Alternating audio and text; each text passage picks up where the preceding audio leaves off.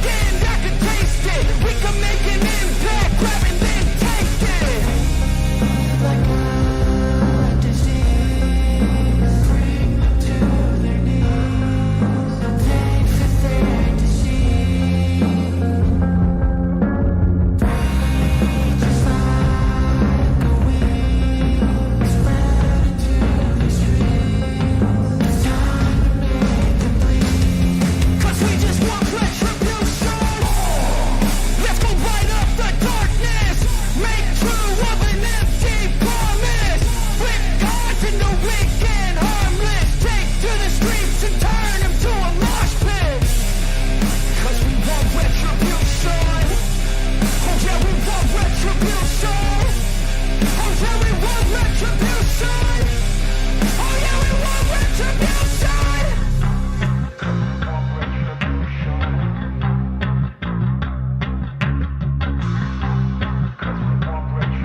retribution.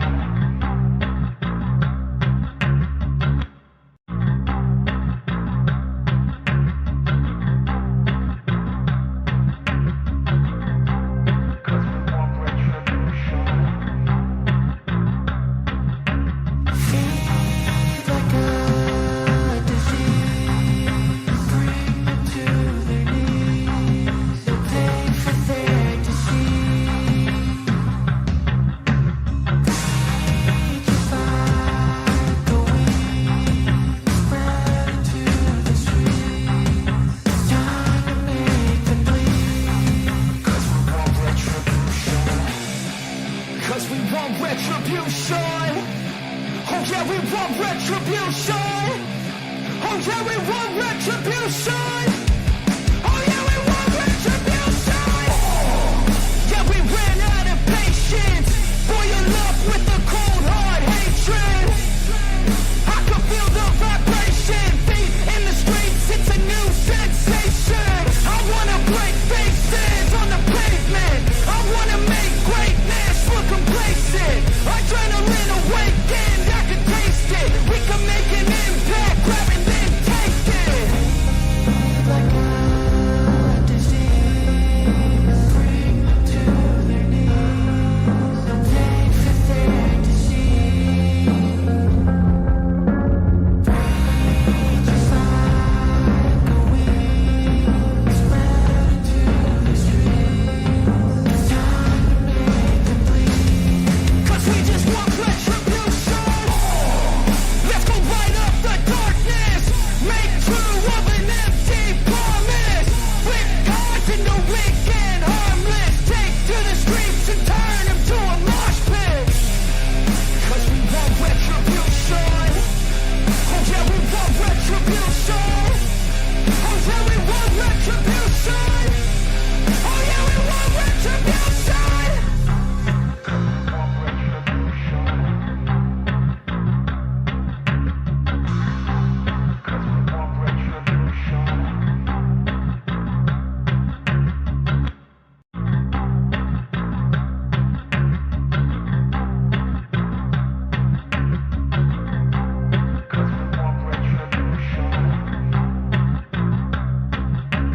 Feed like a disease, bring them to their knees. They'll pay for their disease. Rage is like a weed, spread into the streets. It's time to make them bleed. 'Cause we want retribution. 'Cause we want retribution. Oh yeah, we want retribution. Oh yeah, we want retribution. Oh yeah, we want retribution. Yeah, we ran out of patience. Boil up with the cold hard hatred. I can feel the vibration. Feet in the streets, it's a new sensation. I wanna break faces on the pavement. I wanna make greatness look complacent. Adrenaline awakened, I can taste it. We can make an impact, grab and then take it. Like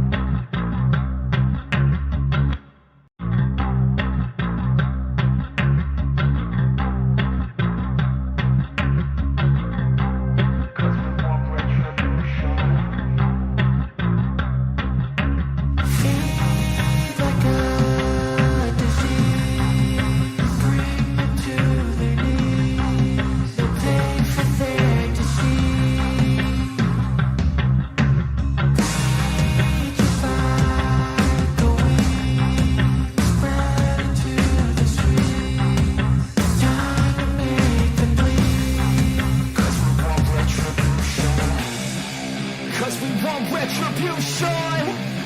Oh yeah, we want retribution. Oh yeah, we want retribution. Oh yeah, we want retribution. Yeah, we ran out of patience. Boil up with the cold hard hatred.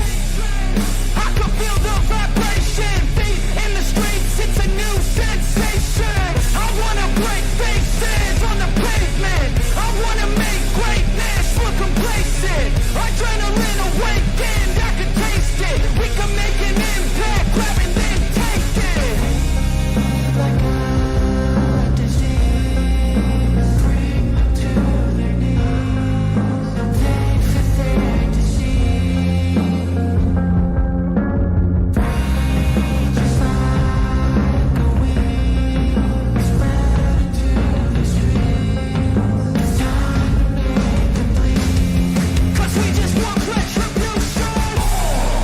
Let's go light up the darkness. Make true of an empty promise. Flip gods into weak and harmless. Take to the streets and turn them to a mosh pit. 'Cause we want retribution. Oh yeah, we want retribution. Oh yeah, we want retribution. Oh yeah, we want retribution.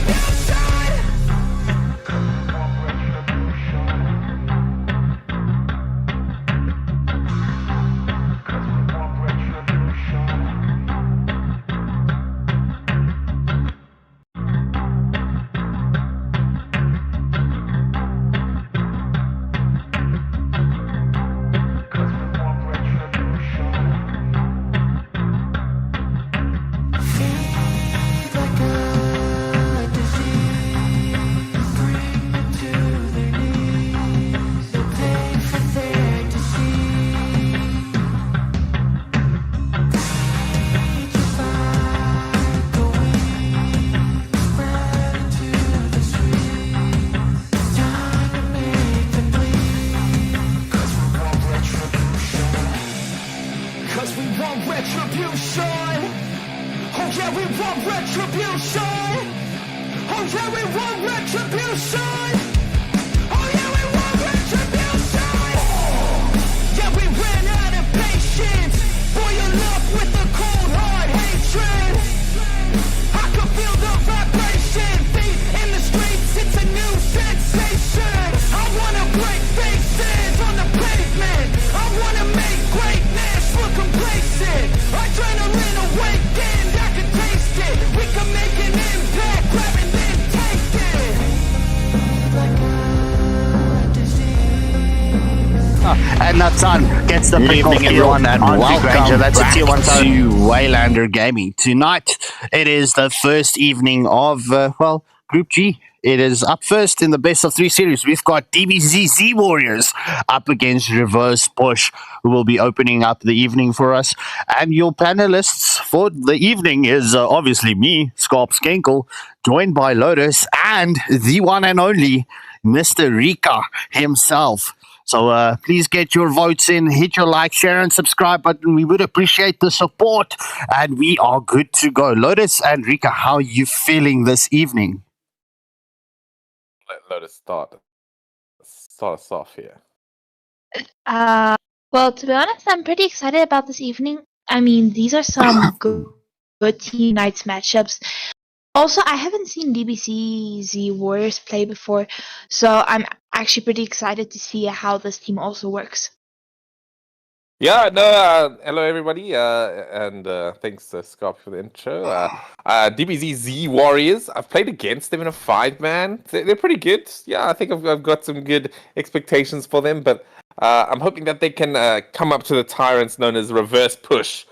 These guys are really, really good. They synergize exceptionally well with each other. Quite a formidable team. So if I'm going in with a favorite here, well, I'll just get the bias out the way right now. It's going to be Reverse Push for me. But, you know, I'm ready to be surprised by DBZ Warriors. Yeah, I mean, look, I couldn't have said anything better than what you did, bro. I mean, DBZ, they are pretty much well known, some of their players. coming out of New World Order. I mean, New World Order did reform, and half of the team went to DBZ, and the other half went to Akatsuki. So, yeah, Reverse Bush being the runners up in our very first Waylander Gaming Academy, and well, doing actually exceptionally well in the past tournaments. So, nonetheless, into the drafting phase we go. Kufra, Minotaur, and Mincetar getting banned out straight off the bat. It seems like these teams have faced off against one another before. Yeah, these are quite specific bans. These are like heavy team fight, brawl heroes, and yeah, that makes sense. If they have played against each other before, then they know what to target. Yeah, there's like another specific pick is that Wan Wan. We're not seeing any classic bans like the YZ or the Uranus or any of those sort of guys, so we might have a bit of a meta sort of game on our hands. Lotus, you want to add anything to that? Well, I mean, right now we are in the sustained meta, as Waylander likes to call it. That Minotaur and even Mincetar. We don't get to see the Mincetar that often, but his sustainability is actually crazy. But it looks like a respect ban, banning out the Marsha. I think I'm seeing like 5 respect bans right now, but the Lance I feel like is the only like general ban that you do. Okay, I'm liking this first pick so far. The Badang, crazy hero right now, even with a little bit of tweaks to him. Yeah, I don't like this hero. I don't like this guy with the fists. He stands for way too long. Well, I mean, there is at least now that cooldown on his wall, I think, where it went from 9 seconds to 11 seconds. So that gives this enemy a bit of a reprieve. But the TN being picked up by Friend Super and Unreal going for Aerithal. Are we gonna see Unreal on the gold lane instead of the jungle? Well, It could be a situation where they're gonna switch out heroes, right? Totally possible that that's happening. As for their picks, I really like these picks into Badang. They're really nice. I'm not liking that one. I feel like Beatrix into Irithel is quite difficult. Just because Beatrix is a hero that relies on skill shots, and shooting down an Irithel while she's moving at like 100 miles per hour is really difficult. So, not liking that pick too much so far. I like DBZ Warriors start with the Badang, but at the moment, the Zetian and the Irithel seem like a bit of an issue for them. True, but I'm surprised to see a Navaria. Navaria is a pretty strong hero, but she's the kind of a single target damage, and you need a lot of good aiming skills. Oh yeah, it's again, it's the same logic with the Irithel, right? I'm not sure about these picks. Well, we have to see them work out. As RVP, they're locking the glue here, banning out the high booster. I don't mind that ban too much. Sure, the hero's not that great.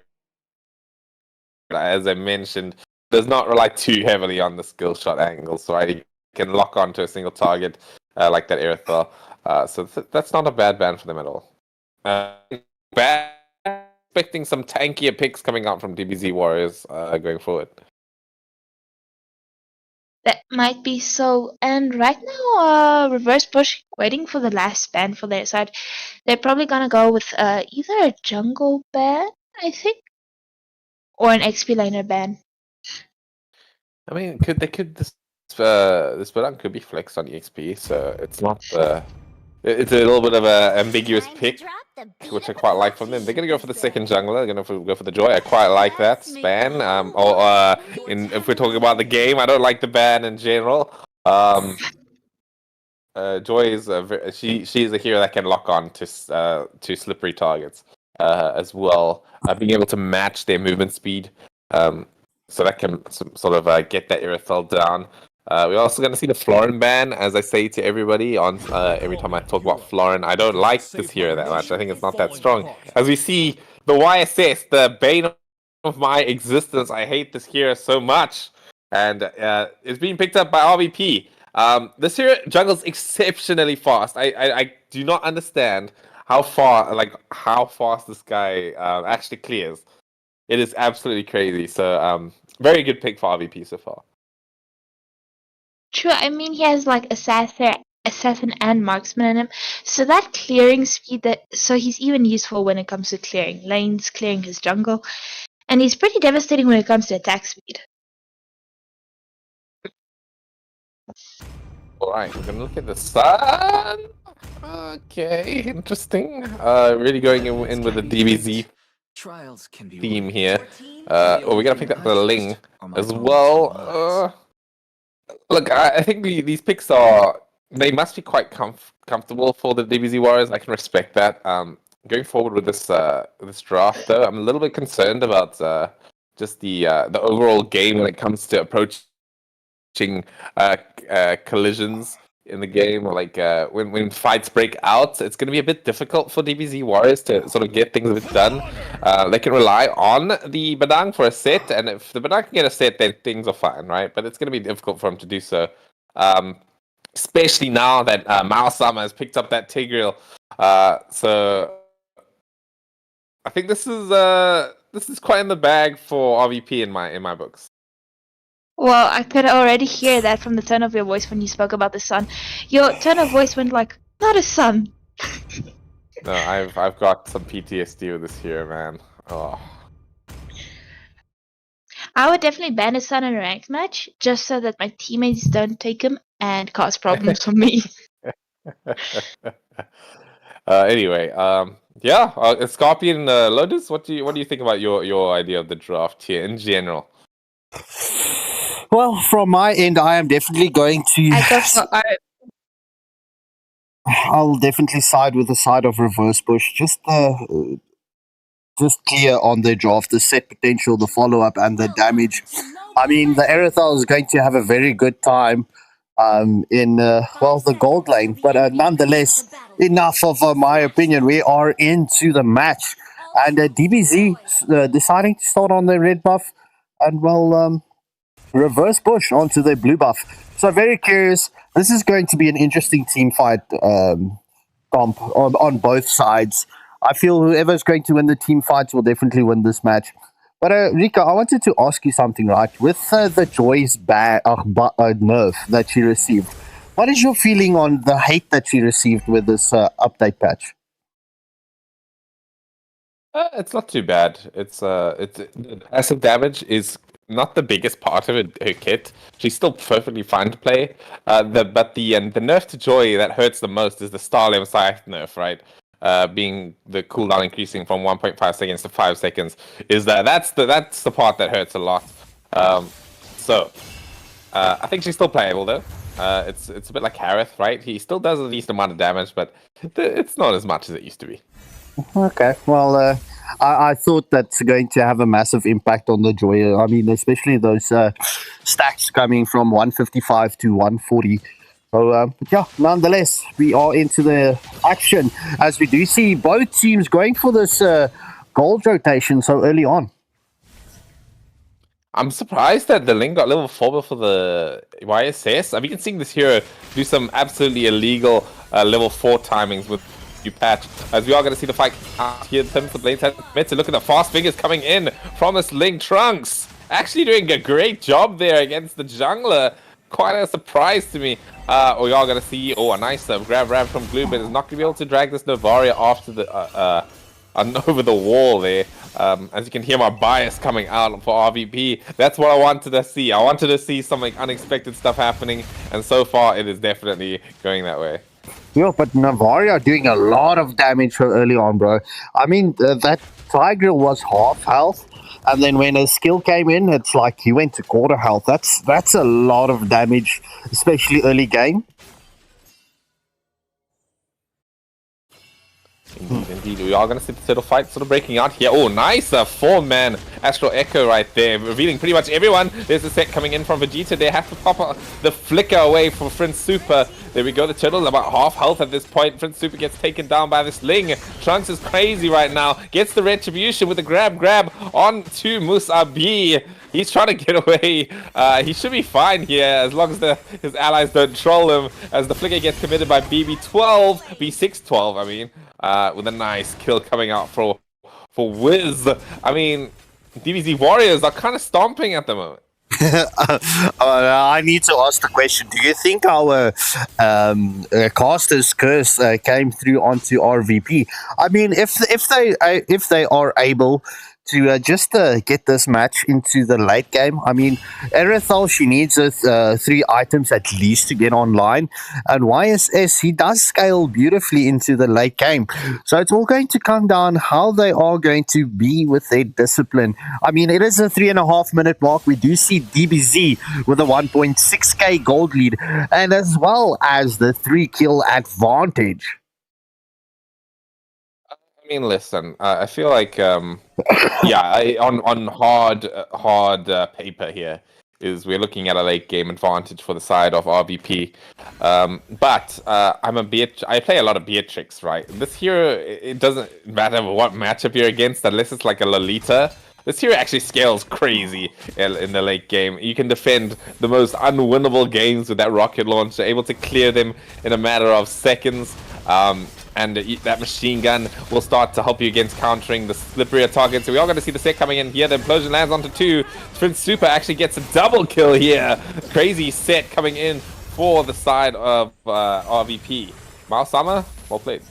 Yeah, so a double kill coming in for Zeti and Prince Super. I mean, with that Phoenix Fury strike, I mean, that global ult, that's what I dubbed it. I actually called it the Peacock Strike, but the viewers took offense to it, so I stopped calling it the Peacock Strike. Oh man, this son is getting bullied right now by the glue there. 3-man gank on him pretty much right now. We are going to see the attempt for the turtle for the DBZ Warriors. Trunks to be able to get the retribution. Nicely played. Oh, unreal. Okay, I'm not going to be complaining about ult names because I can't for the love of me remember YSS ultimate. Like what that thing is called. It's the mountain strike, or it's mountain strike, something like that. The mountain shocker. Mountain shocker. Yeah, mountain shocker. All right. Not sure how that makes more sense with the new ult. Is this boat called Mountain Shocker or something? But anyway, thank you, Lotus. So the Mountain Shocker was off point there. It did not land onto the Novaria. I think that would have been a kill for them if they managed to get it. The Novaria is quite a valuable kill at this point. You see the implosion coming out. The Link's going to be able to get a Tempest of Blades. Nice retreat from him. I feel like that's worth it. Implosion is a bit more of a committance compared to the Tempest of Blades. So I really like that trade coming in for the side of for DBZ Warriors. Yeah, well, bro, I mean, look, Ling has that high mobility and escapability, especially with that Tempest of Blades. But, I mean, look, it's Trunks. Look, this Ling actually with the hair color and everything fits perfectly with the name. It's just, I feel Trunks was a bit more buffed. But anyway, yeah, if we get a DBZ collab, we might see the Ling Trunks, right? So they both use swords and all of that. So there's a shout out for you. I mean, Moonton, please give us a DBZ collab. Don't bring a SpongeBob SquarePants collab. I'd rather love the DBZ one. Anyway, as this game is continuing, you're going to spawning in about 15 seconds. Warriors have been on point when it comes to these turtles. They've not given up them at all. They've not given them to the enemies. We have seen the line right now. It's 3-3 at this point. The game has equalized, which I'm a bit worried for DBZ Warriors about, right? Because their draft makes a bit more sense to me when it comes to it. We are going to see the set coming in from Badang. Unfortunately, not catching anyone against the wall.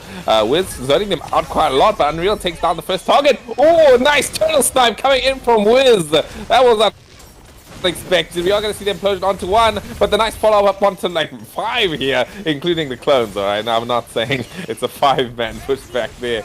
As the grab comes out, Unreal's going to get taken out by that Beatrix. Nice kill for him there as B612 finishes off the Monkey King. Yeah, so it was a 2-for-1 exchange in favor of RVP, and are finally getting the third and final turtle of the match. So next objective will be the first roar into the match. As I'm just quickly going to get the builds up. Nothing really significant just yet. We do see the dominance eyes coming in from Tigreal just to help with that anti-heal. But nonetheless, first tier 1 turret going in favor of our VP. Fear the Phoenix committed there, nicely stunned, sort of secures their escape. I think is this Badang going damage? Okay, so this is an assassin Badang coming out for you guys right here with the Demon Hunter sword start. Beatrix also hitting a nice timing here. Quite significantly far ahead actually on this Beatrix, 6,000 gold compared to Earthel's 4,700. Finish off the Blade of Despair and the Malefic Gun. She's going to start cranking right now. Yeah, I mean, look, Beatrix needs to be respected on her own, especially now. She had a very good time against the Erythal in the bot lane. Not what we really expected. Erythal not having anything up on her side. We did see the rotation coming in from both gold laners, but only the Beatrix getting a pick off. Nice little vision game coming in from RVP here. I feel like they need to be a bit careful. I feel like at the moment, I would say that yeah, they can't win a 5-on-5 fight unless Sama comes up with a crazy set. I mean, this is the sort of time to do it. Maybe I do like the odds if I think about it. But so far, we are going to see Vegeta going in with that fist crack, not able to connect it. Oh no! Wait, what's the second skill called? I know the old called fist crack. It's wall, right? Wall. Okay. It's a dash of a wall. Yeah, well. Anyway, we are going to look at the Raw, getting poked a little bit here. I feel like Lie and his team can do it quite well. Well, there we go. We're going to see the wall into the fist crack combo. Malsama. He's going to maybe get taken out here. Link wants to finish off the job. There we go. But that is going to be Vegeta paying for his life. We want to see the Tempest of Blades as well coming right now. B16 taking quite a lot of damage from this rocket launcher right now. Beatrix is pumping in the damage. Musabi finishing off the kills. And DBZ Warriors are going to be able to take this next turtle as well. Oh, wait, not the turtle. That's the Roar. Yeah, first Lord of the match going in favor of DBZ and a 4-for-0 exchange. DBZ is definitely getting those wheels ready to put it onto the trolley and get that snowball running. Yeah, the wheels are on the trolley right now for them. This is definitely a situation where it's DBZ Warriors' game not to throw. I would put that in the context there. They need to be a bit careful about how they approach this game going forward into a Tigreal. They always have to respect it. As soon as they don't respect the Tig, then that's when the game switches. So I'm liking how they're keeping their focus right now. So if they can just keep it up, this game should be in the bag for them. But for the side of RVP, here we go. They're gonna go for the set here on the Tig, but it gets cancelled out. Mountain Shocker, it's only doing damage to clones right now, but he takes the kill right there. There's the grab coming in from the glue, but look at that damage coming in from the Beatrix. Badang gets the kill with his Sky Piercer on Badang Rome, by the way. Interesting pickup, but I guess if it works, it works. Yeah, just unfortunate. For a moment there, I thought Reverse Bush is going to turn the tide here in this team fight, but losing 2-1, I mean, it's not a favorable exchange for them, losing the jungler and as well as the roam. As we do see the Tempest of Blade from Ling onto Erythal. So make that a 3-for-1 exchange. And, well, tier 2 turrets has fallen as well. It's only the mid-tier 2 turret still left and up and standing. But, I mean, that is by 1 HP pretty much. This minion should finish it. Yes, all tier 2 turrets have been taken down. So just before the 12-minute mark, we do see DBZ extending that gold lead by 5.1k and a 5-kill advantage. Oh, nice thing coming in from Vegeta here. He is quite squishy because he's full damage. But look at the damage once again from this Beatrix. So it's going to be an implosion onto one. Wiz, he's just going to walk it off at this point. Killing spree coming in from Mlbb. And, this is not looking so great for the side of RVP. Now they've lost some valuable key members of their team, like Marsam and Prince Super here. So I feel like this is now it's definitely an extremely uphill battle. They've lost all their tier 2 turrets. They're looking to come back into this game at this point. Although we are looking at the Erythal, she has picked up the Berserker's Fury and the Malefic Gun now. You can expect to start seeing her coming out with some crazier damage output right now. So, if they can keep the fights nice and long, that's what Erythal wants. She wants long fights. that drag out so she can maneuver around and take the right angles of them and pump in the damage consistently. That's their angle they're looking for. Trunks maybe gets caught here. I mean, I think they needed Tigreal to stand in the front there. Sure, he had the flicker with the implosion. Maybe if they hard commit onto the Ling there, that would have been the right play, but it's so difficult to know that, right? They don't know if there's anyone standing in the bushes behind them, etc. Anyway, moving forward into this fight here, we are going to see Beatrix just absolutely pumping in the damage onto the Lord right now. Miles Summer, he wants to mess it up a little bit. Nice stun on coming out. They get the Lord on the side of RVP. Very well played. Oh, but look at this Ling. He's just moving around the fight so hard, getting the ISS as well, punishing them for overextending, punishing them for taking that Raw. I mean, so it's 2-0 exchange at this point of stage. I mean, DBZs, they should wait before they push this lane in.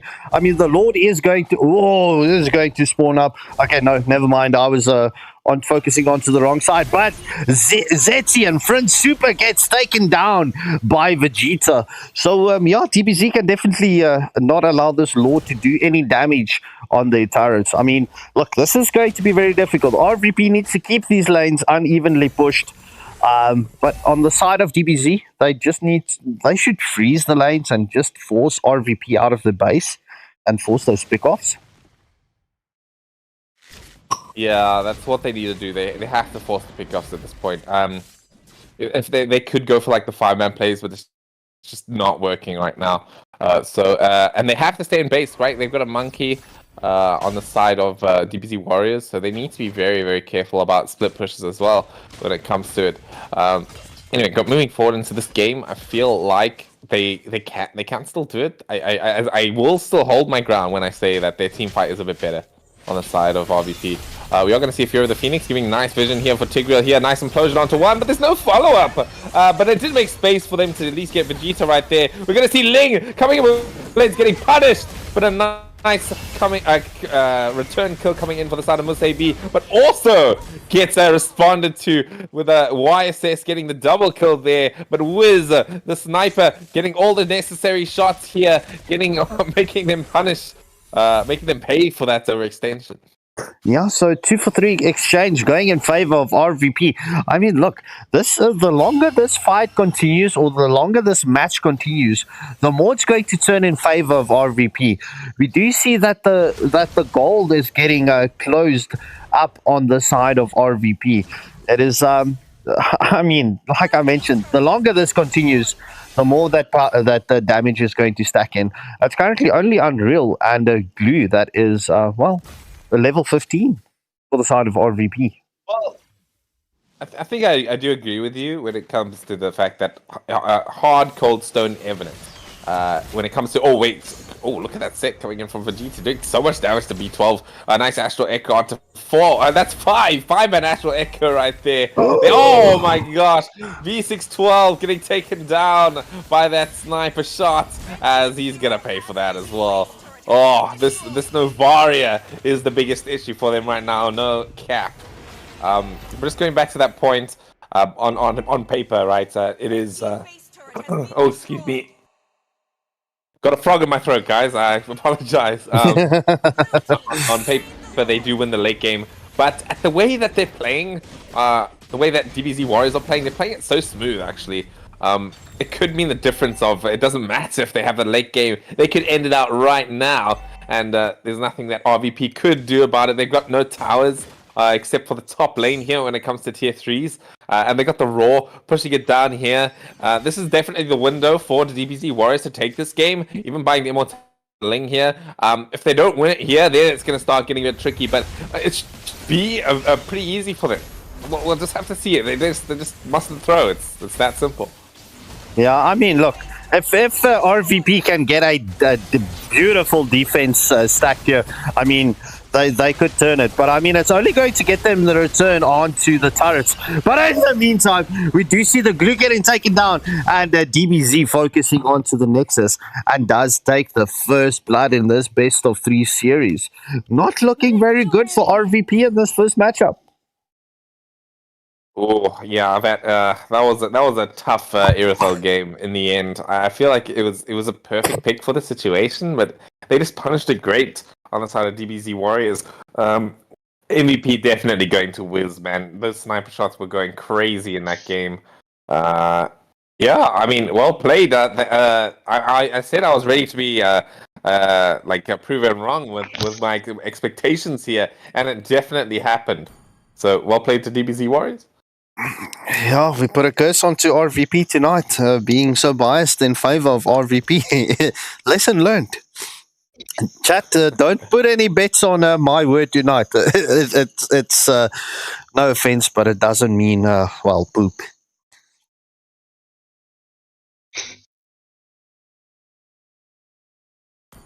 Look, To be honest, the reverse push did have the team fight capability, so I don't understand why they kept losing in the team fights. But the biggest problem that they had was they didn't layer the attacks, and we all know how long Zetian's ult is.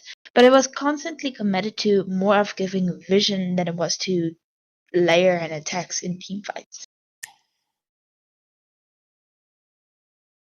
well, listen to Mrs. Lotus. It seems like she gained knowledge.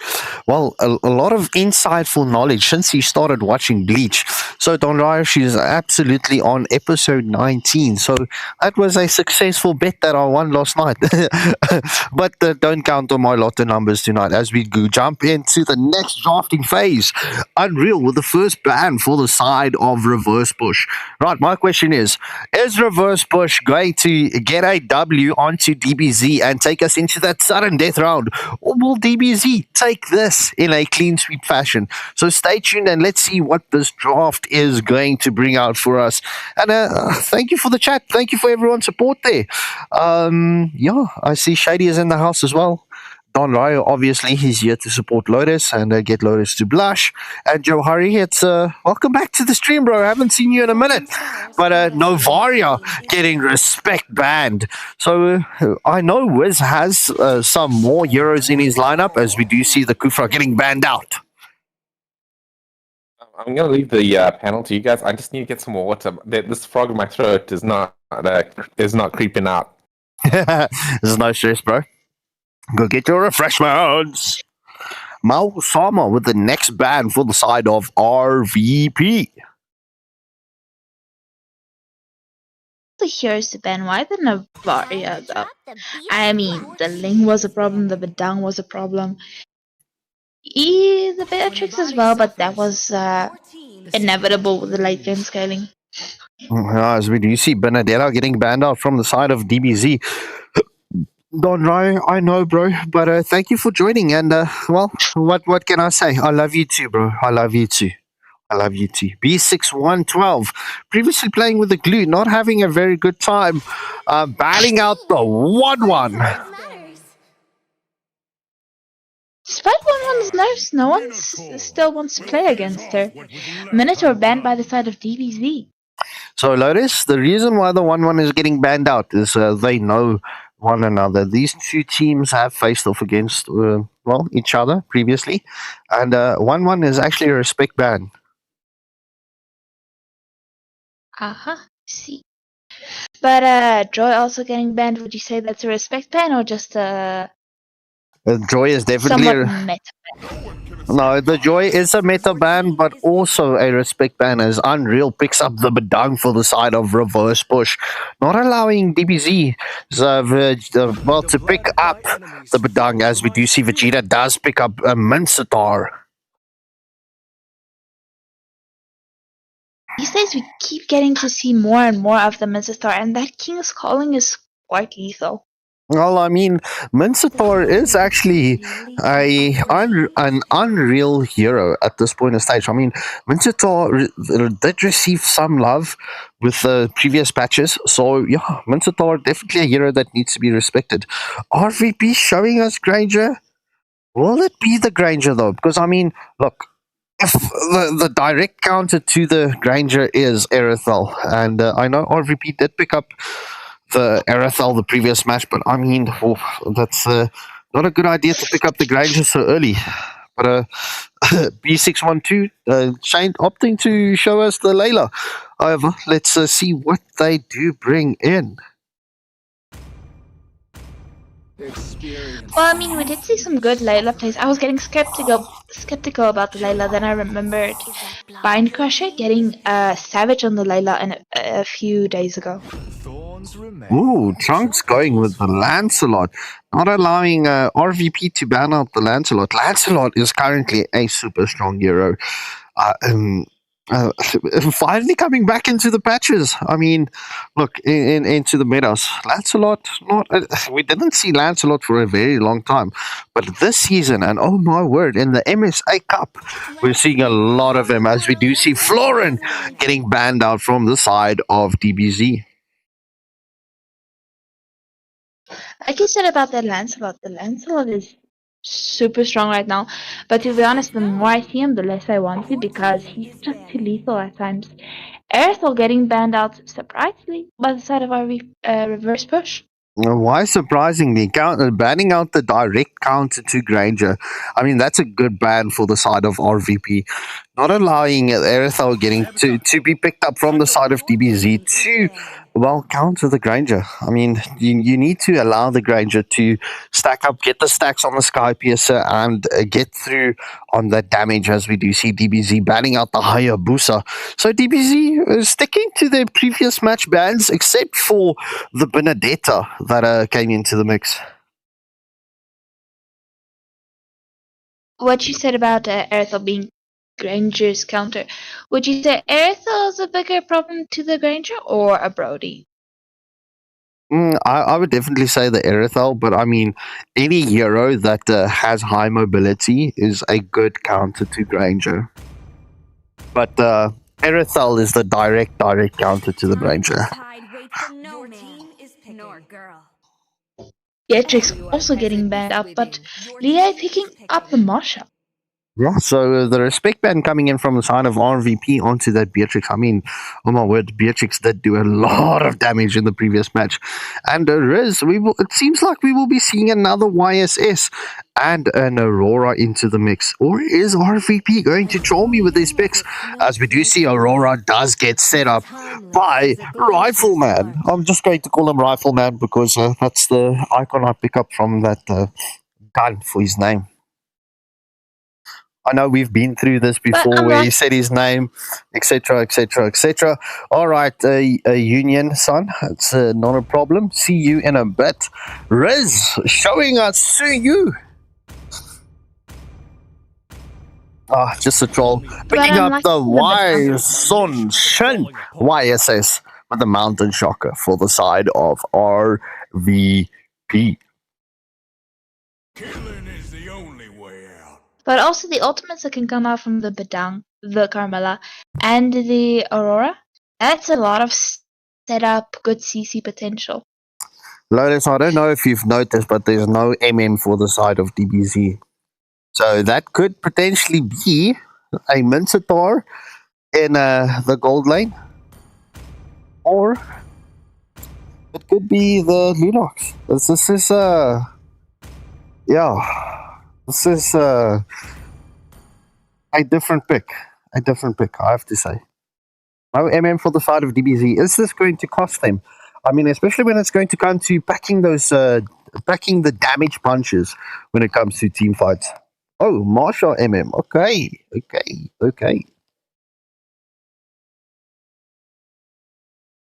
This would be interesting. This is definitely going to be interesting. So, ladies and gentlemen, please get your votes in for this match. Tell me in the chat, whose draft are you favoring more? Is it RVP or is it DBZ? I'm not going to pick a side. Well, look, okay, you know what? Let me do this. I'm going to pick the side of RVP once again, due to the fact that they do have a marksman in the matchup. But I mean, look, don't take your lotto numbers from me. Oh, yeah, these are. I just came back with my water. These are some interesting drafts coming out from DBZ Warriors. They're really pushing the limits here with some innovation. You could say, put it that way. They've got this Aldous XP lane as well. Not so often you see that pick coming out. In the Masha Gold lane with the Mincetar Roam. Listen, I think it can work. There is quite a lot of mobility on the side of RVP, so they need to be careful of that King's Calling. But I'm very concerned for this Marsha's well-being in the gold lane here. I don't think she has a way to get on top of the Granger in the early stages of the game. Even if she does get on top of him, he can just pretty much just keep fighting throughout the entire engagement. Even if so, the Masha needs a little bit of items in order to like get something done there.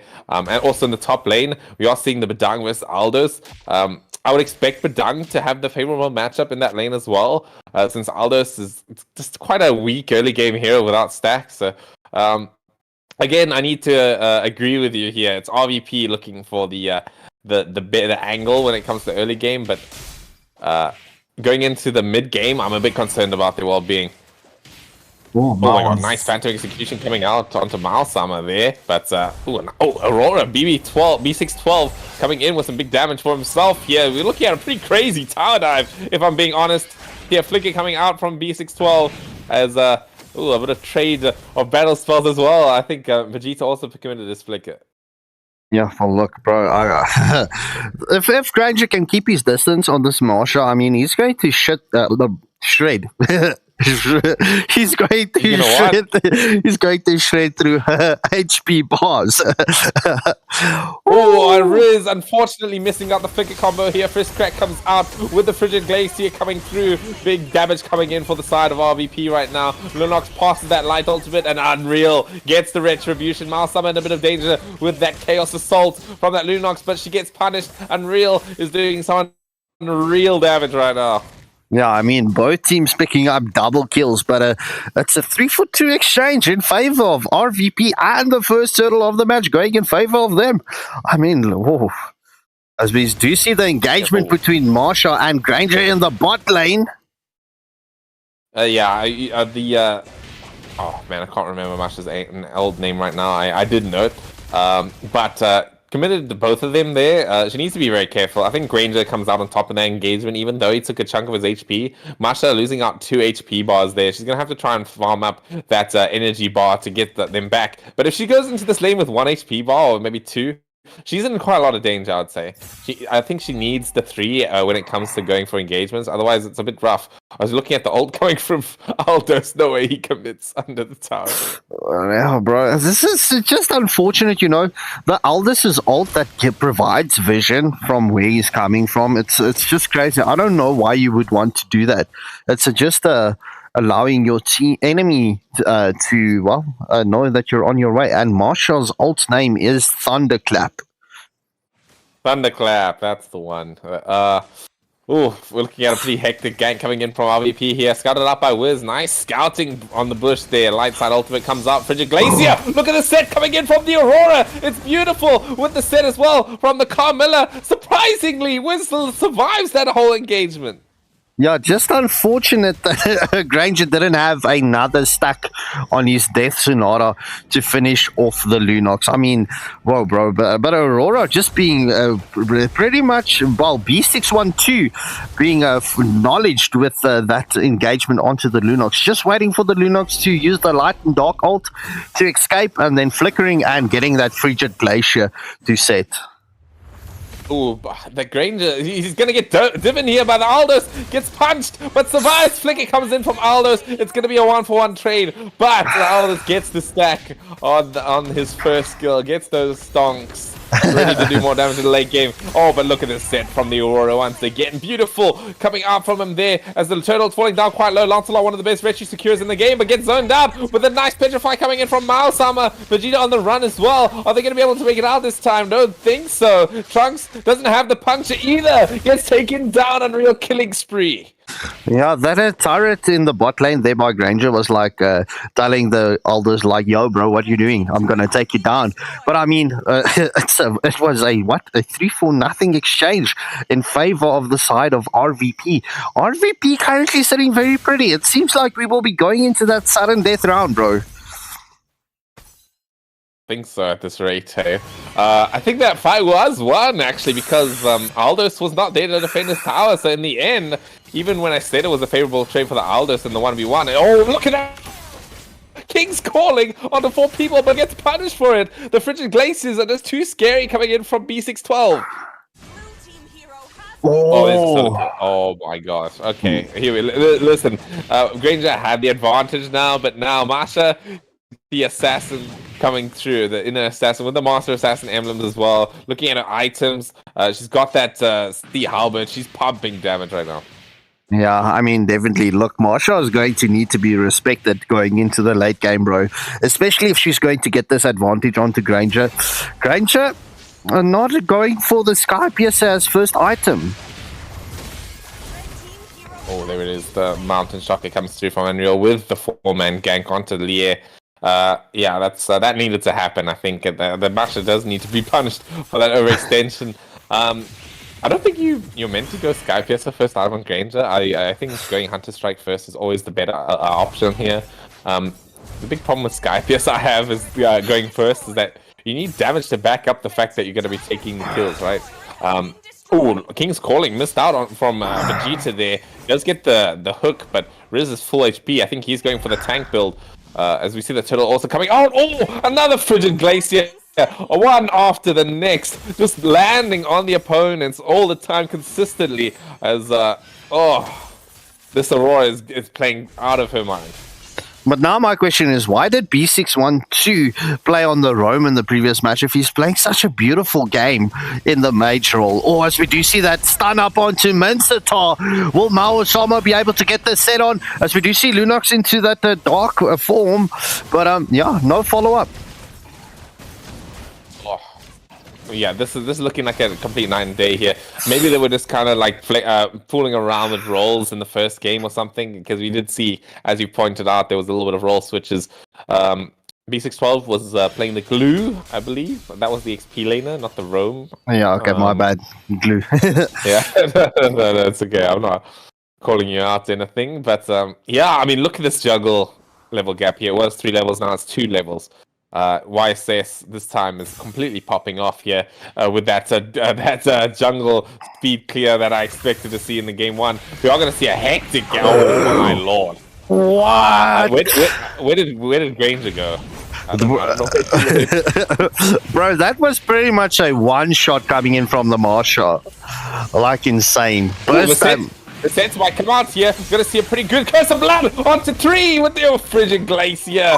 They're not going to make sure that they pay for that one. Not getting away with that marksman kill for free. Was that a triple kill for Camilla? What the hell? That was a triple kill for the Camilla. I wanted to call that out. But the shutdown kill coming in from Marsha onto the YSS. So we do see that gold getting shredded down. It was 4K in favor of RVP before that engagement. But I mean, look, now it is, well, just below 3K. It's 2.8K. No, it's 3K. Aldo's skin is very interesting, being flying with the bird. Oh, Stat coming in from this Badang! They're going to be able to get 2 with the Frigid Glacier follow-up. It didn't even matter at that point. They all died before it even happened. Shut down onto the Carmilla, though. This Lance is all up to him at this point, but mega kill for B612. Stellar performance right now. 4-0-10 for this Aurora. Man, I guess this is a major... Like, you know when tournament games happen, right? Mm-hmm. You start to see the meta between teams, right? It's not all about the meta all the time, but when it comes to meta for 2 teams specifically in their matchups, mages are the MVPs when it comes to these games. Well, bro, I have to agree with you there, 100%. I mean, but look, I'm just going to focus back onto the engagement onto Badang. There was a lot of ults that was committed onto the Badang. For what reason? I don't know entirely, but the first roar does go in favor of RVP. But Badang sustaining all of those ults whilst he was committing his own. It's crazy, bro. Okay, this is a spectacle. This is definitely a spectacle. I did not expect this game to go like this at all. The Masha is trading blows, right? That's the important part here, is that if she can trade the blows, get the 1-for-1s, or not even 1-for-0s, right? She needs the pickoffs. Because right now, if you look at DBZ Warriors team fight, it's like none. It's just the Mincetar. That's about it. So they're all pickoffs then. Going in for the 5-on-5s is not a good idea coming in for the DBZ Warriors here. We're going to see the Thorn Rose coming out here for Trunks. Oh, nice! The blood! Look at bit of damage coming out for the side of RVP here, but somehow DBZ Warriors are making a return kill here. I mean, after all those sets, how did they manage to get the team fight underneath their hands here as we are looking at the Alders coming in here? Oh, there it is. The delete button coming through.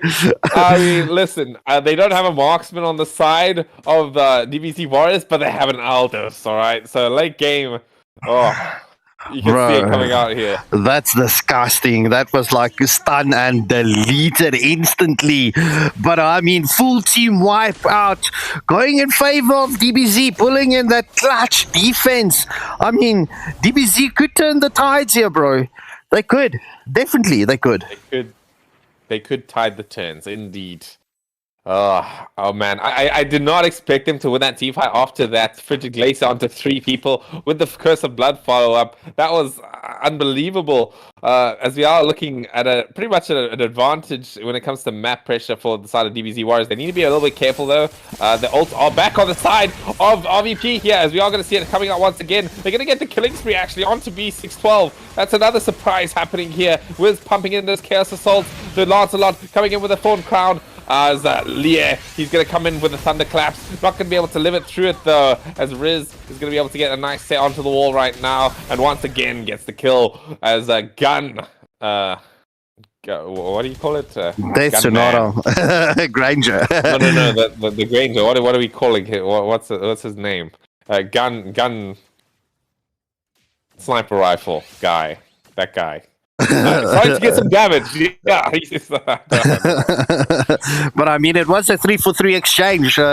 So team fights going pretty much even to both sides. I mean, look, DBZ, you can see they are packing a punch at this point. So RVP, they can't be as how can I say, aggressive with their plays as they were earlier into the stages. I mean, Aldous doing a lot of damage and Lunox coming online. Ooh, Lunox is definitely coming online at this point. She's pumping in that percent damage. It's going to help a lot against the front. They're quite a tanky lineup actually coming in from RVP. We got the Formula and Badang. But when it comes to this game going forward, I mean, sure, we've got 2 late game heroes that stack infinitely, right? We've got the Aldous and we've got the Granger. But, we're going to see that solo kill coming in here onto the Trunks here. At the top lane, though, Aldous trying to get the kill onto Riz, but he's too tanky. As for Lie, look at this positioning here. One wrong move from a squishy, and they are gone from this Masha right now. Oh, what? She wants to actually commit for it. Goes in with a Thunderclap. Nice, easy kill onto that YSS, but is going to get caught out by the Curse of Blood here as B612 takes the kill down. But, oh no, the Granger gets caught out by Wiz. Are they going to be able to get this kill, though? We are going to see Mlbb coming in for the punch. The one punch. Aggressively flickers here. Gets her pass and take it down. Boom! Gets knocked down by the Aldous as he wants more. He's going to start flying in with that ultimate. Coming in. Is he going to be able to one-shot this on low HP? Yes, he is. He is a menace right now. Oh, what a performance coming in from Aldous.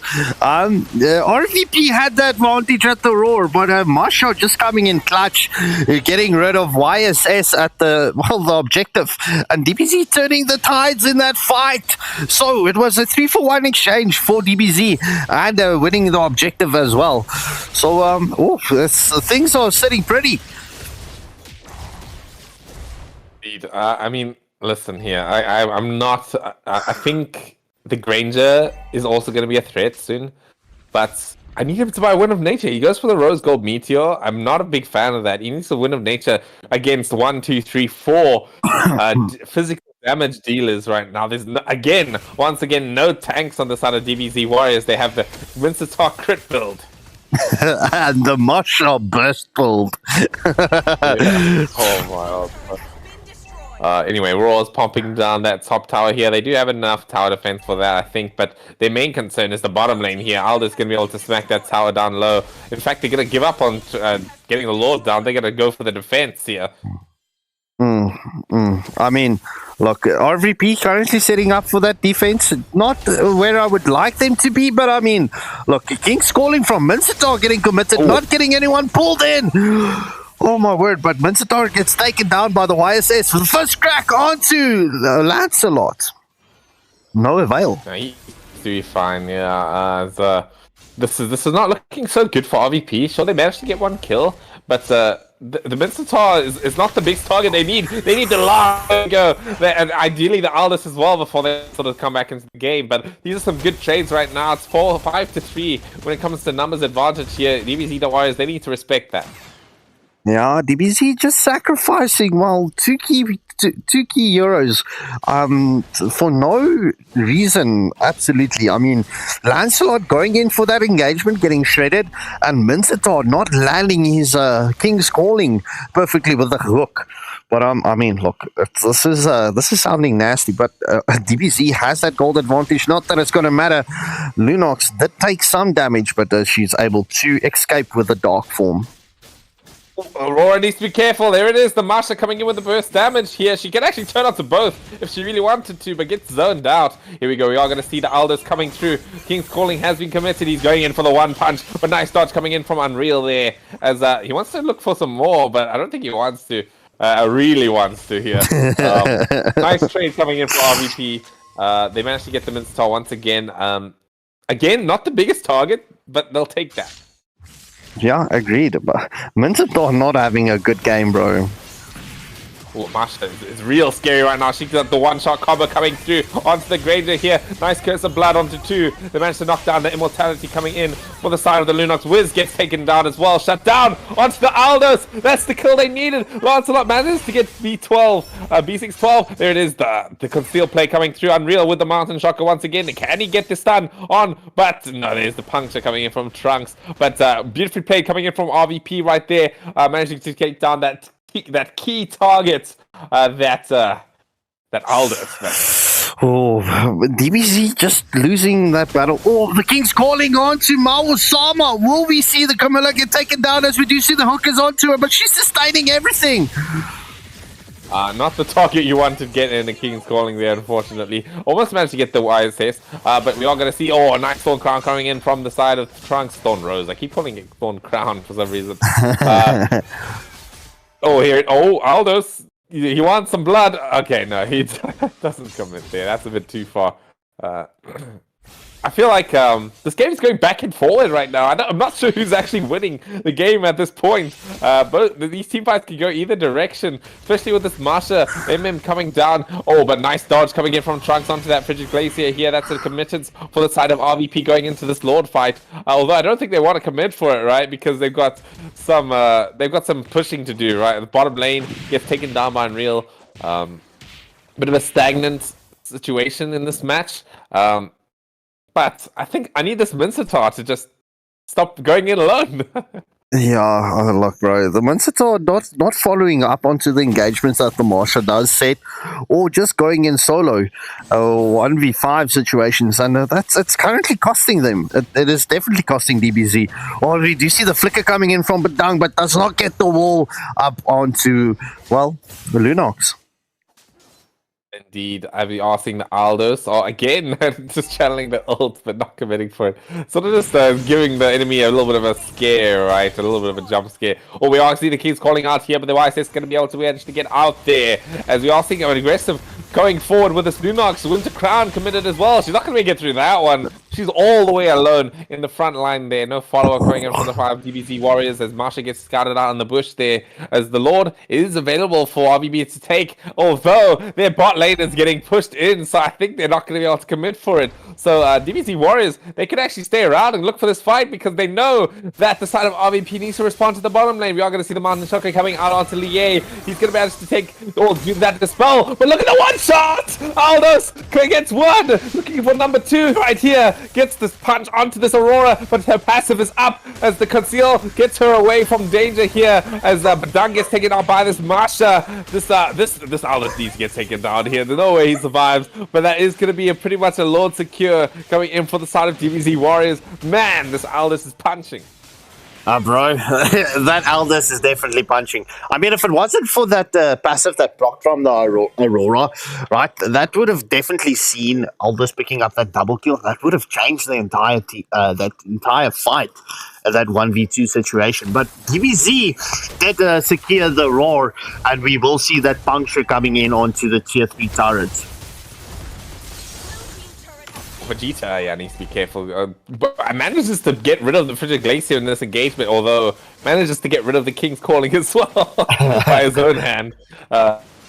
The Mana Shocker coming through. Is he going to have enough damage on this YSS to take down this Mincetar? I mean, you can see the damage coming through with this crit build. As the Light Side Ultimate going to be taken down. The Unreal right here. Mid lane hasn't been exposed now. Coming in from this Badang here. He needs to be a little bit careful when it comes to this fight here. Oh, but a nice Curse of Blood onto 2. Lier has immortality at least, but Granger takes down Trunks. Here's the Owl flying in, not going to be able to commit too far here, as it's a 4 versus 3 at the moment. Wiz as well. Oh, nice Frigid Glacier coming in for the Aurora. Is there any follow-up though? Look at that freeze duration with the magic thing, but this doesn't get the kill, unfortunately. Yeah, I mean, oh, bro. I mean, this game is going to take us into. I'm calling it right. We're going to see the 25-minute mark, potentially 26-minute mark into this match. But definitely the team who's going to take the next team fight and objective would definitely see this match to an end. Yeah, next team fight with like a 5-man, yeah, with a wipeout, I'd argue, definitely is the end of it, right? We're looking at all level 15 coming up for the side of DBZ Warriors. If they get wiped out, their respawn times are going to go into the minutes. Yeah, and I mean, look, we do see the immortality onto the Marsha, but RVP has 3 immortality items onto them. I mean, this could go any way. Pretty Glacier onto Vegeta. They're going to manage to take him down early, as Wiz going in also gets taken down quite easily here. That's definitely mortality proc coming in for the side of DBZ here. It's not looking too good, although the one thing that they do have are some waves that are pushed in. They're not worried about any sort of tower pushes because they managed to keep their waves so beautifully pushed in right there. We got to see the 1v1 with Lier against Malsummer. Somehow Malsummer's just tanking through all this Marsha damage as Immortality gets pumped in the air. He gets taken down. Oh, here it is. This ult not being committed. This is a 2 versus 5 here. I don't think they can commit this raw. No, DBZ definitely needs to back off on this because I mean, Lancelot is going to get zoned out. That there's no doubt about it. But Aldous, keep an eye out on Aldous. They got to be real careful about it. I think they'll manage to have the back for it. But that Aldous can make that base disappear. Especially with that one punch power that he has. Yeah. Oh man, this game is going wild, man. The goal does not matter at this point in the game. Everyone's at full build. So we're looking at a pretty good attempt here coming in from the side of RVP to try and get the push here. It's a 23-minute Lord, so it's going to be quite tanky. I don't know if the Aldous has enough damage, especially since they have no marksman. They don't have that long-range scaling damage that they would traditionally have on a marksman draft. But I don't know. Maybe the Aldous has enough stacks. I think there's a way to view it, actually. I can tell you how many stacks he has, guys. He's got 650 stacks on Aldous and 840 stacks on the Granger. As we are going to see the fight starting out here. Trunks managing to get away. They need to be very careful on RVP here, not to get caught out by the Mincetar. They to get through it for now. The Immortality has been popped by the Mincetar as well. They should be able to take him down nice and easy. The Lord is very tanky at this current stage. As Aldous, he's got 1 minion with him. They need to respond to this. Aurora goes back first. She needs to make sure she does not get one-shotted by this Aldous right now. Clear out the minions, as no Aldous in the team fight means that RVP can pretty confidently take this fight now in the middle lane. Aldous, he needs to respond to this. He needs to get back. There he comes. No Rose Gold on the Granger here available, but he does have the immortality. This could be the end of the game. Can Aldous get back in time to do the one punch onto the Lord and the rest of his friends? Masha comes in, tries to take down the Granger, but the immortality is there. Not going to be able to take him down a second time. Aldous, it's him versus the world. I don't know if he can do it. As the Curse of Blood comes on and mobilizes him, he emojis on them while the base gets taken down. A nice voice crack from me. Was that another frog? But GG's well played to RVP. Clutching this. I'm croaking. Rabbit. Anyway, Camilla picking up the MVP for the side of RVP. So, ladies and gentlemen, we will be jumping into a sudden death round between the two teams.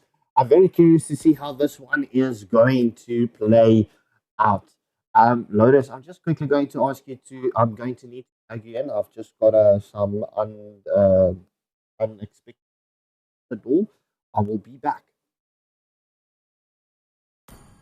Yeah, I mean, Lotus, I don't know. There's quite a lot to say about this match, hey. That was crazy. Crazy draft coming in from DBZ Warriors. I mean, what do you think about what went down just now? To be honest, I was actually surprised at how DBZ Warriors were playing because they had the team fights that they played when they were 5-manning the team fights. They played extremely well and managed to win several of them. But then the Mincetar kept trying to solo 1v5, died the whole time. And Aldous kept giving vision with his ult but didn't commit to any. And then kept recalling to some place, tried to split push while his team needed him. So I'm not sure what to say exactly about that match. Yeah, I mean, I think it's the correct the Aldous is to split push and then join a fight with that ult. I don't know why. I think I looked in that last fight. The Aldo cancelled his going to the Granger there. I was not sure about that the legitimacy of that play, but anyway, we'll just have to see what they come up with next time here. I'm expecting some crazy, wacky, goofy drafts coming in from DBZ Warriors once again, like they have been doing for the last 2 games. I'm liking it. I like the energy from them. They're actually very innovative. But RVP, the stoic individuals, they're gonna be. I think they got the edge when it comes to meta drafts. And I can start to understand what DBZ Warriors sort of idea is when they come into these games. They're looking to ban out the team fight, right? They want to be able to ban the team fight out so that they can play these pickoff drafts.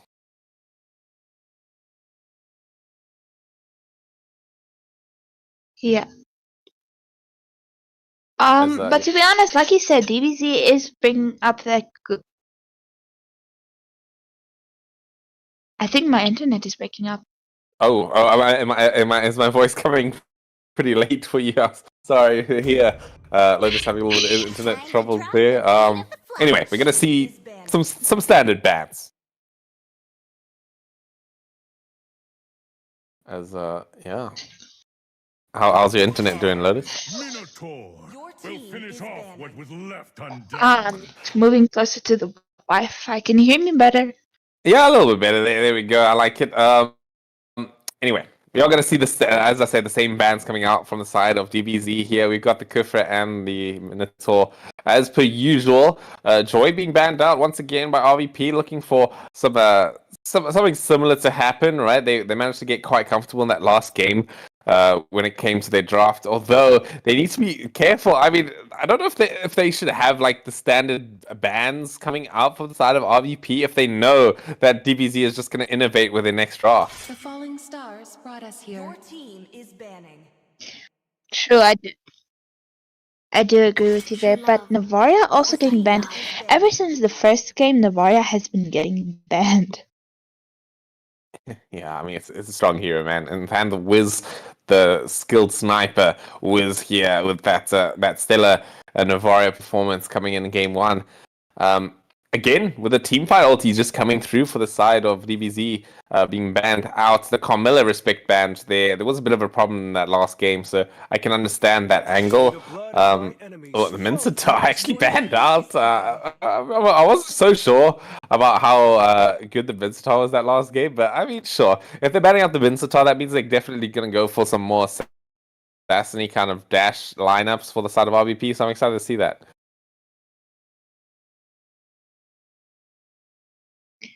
Wiz once again showing us the Lunox, but would the Lunox once again work this time? I feel like if you want it to work, you don't first pick it. So I don't know how I feel about it here. Definitely did not work as well as they needed it to last game. So I'm expecting them to not pick it here, but maybe they. Yeah, there we go. We're gonna see the Badan coming in for Vegeta.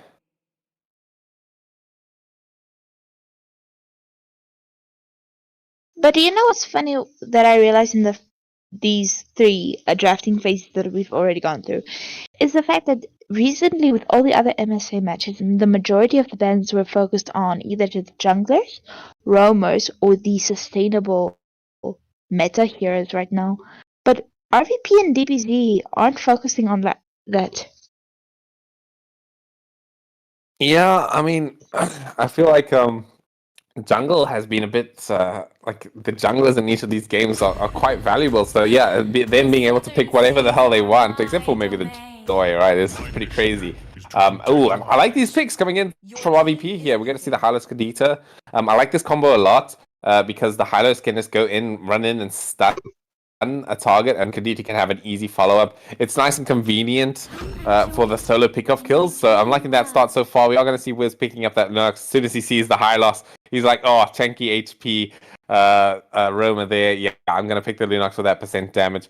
Also has a nice defensive kit against the Kadita, but needs to be very careful about surprise combos, right?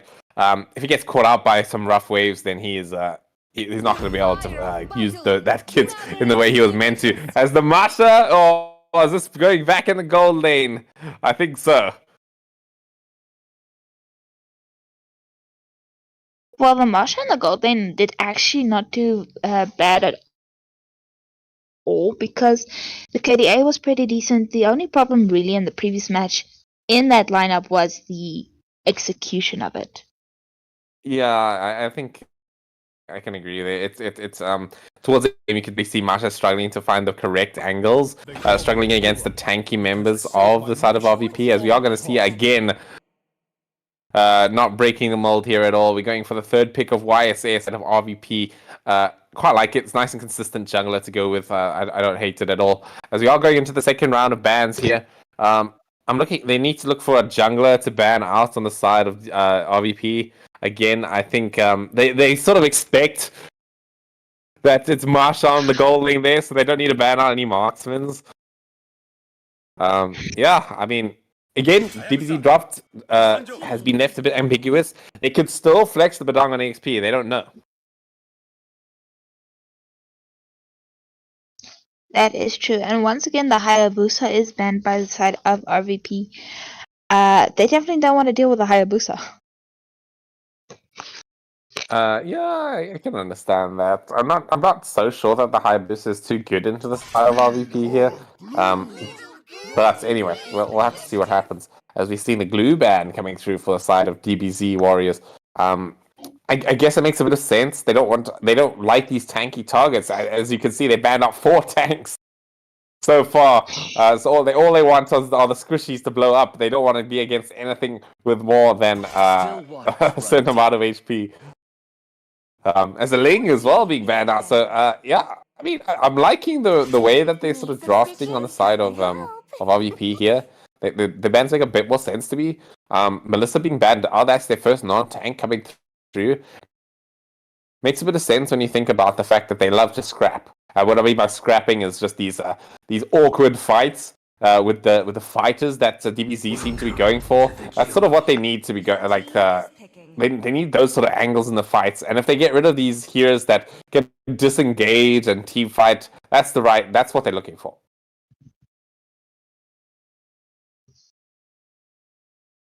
Well, I see what you mean with the awkward angles of the fighting, because with DBZ, the way they're playing, there's no it's very unconventional, so you don't immediately know how to deal with it, and RVP has to go back to the drawing board every now and then. Oh man, that is another sun here coming through for the side of MSA. I mean, it was a bit rough early game for him, but as soon as he got through that early phase of the match, he definitely started to come through with the kills there. Eamon being picked up by the side of Trunks right there. I quite like that pick into this draft, actually. I think it's got a pretty decent matchup into the YSS, but they need to be a bit careful. He needs to be a bit careful about this Hylos. Because it's a bit with that area damage that Hylos has on his second skill, he's able to find Trunks out, slow him down, make sure he can't escape.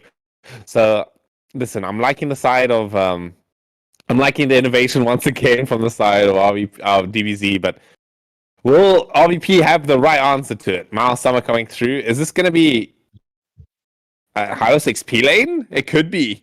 Oh no, okay, it's probably Ruby XP. Which is like insane pick here, by the way. Absolutely crazy pick I really like this Ruby game quite a lot. There's a lot to lifesteal off of everybody on the side of DBZ. They all want to go in. They all want to scrap, as I said. And the Ruby is going to be able to get all of the lifesteal with all of those targets to hit. True.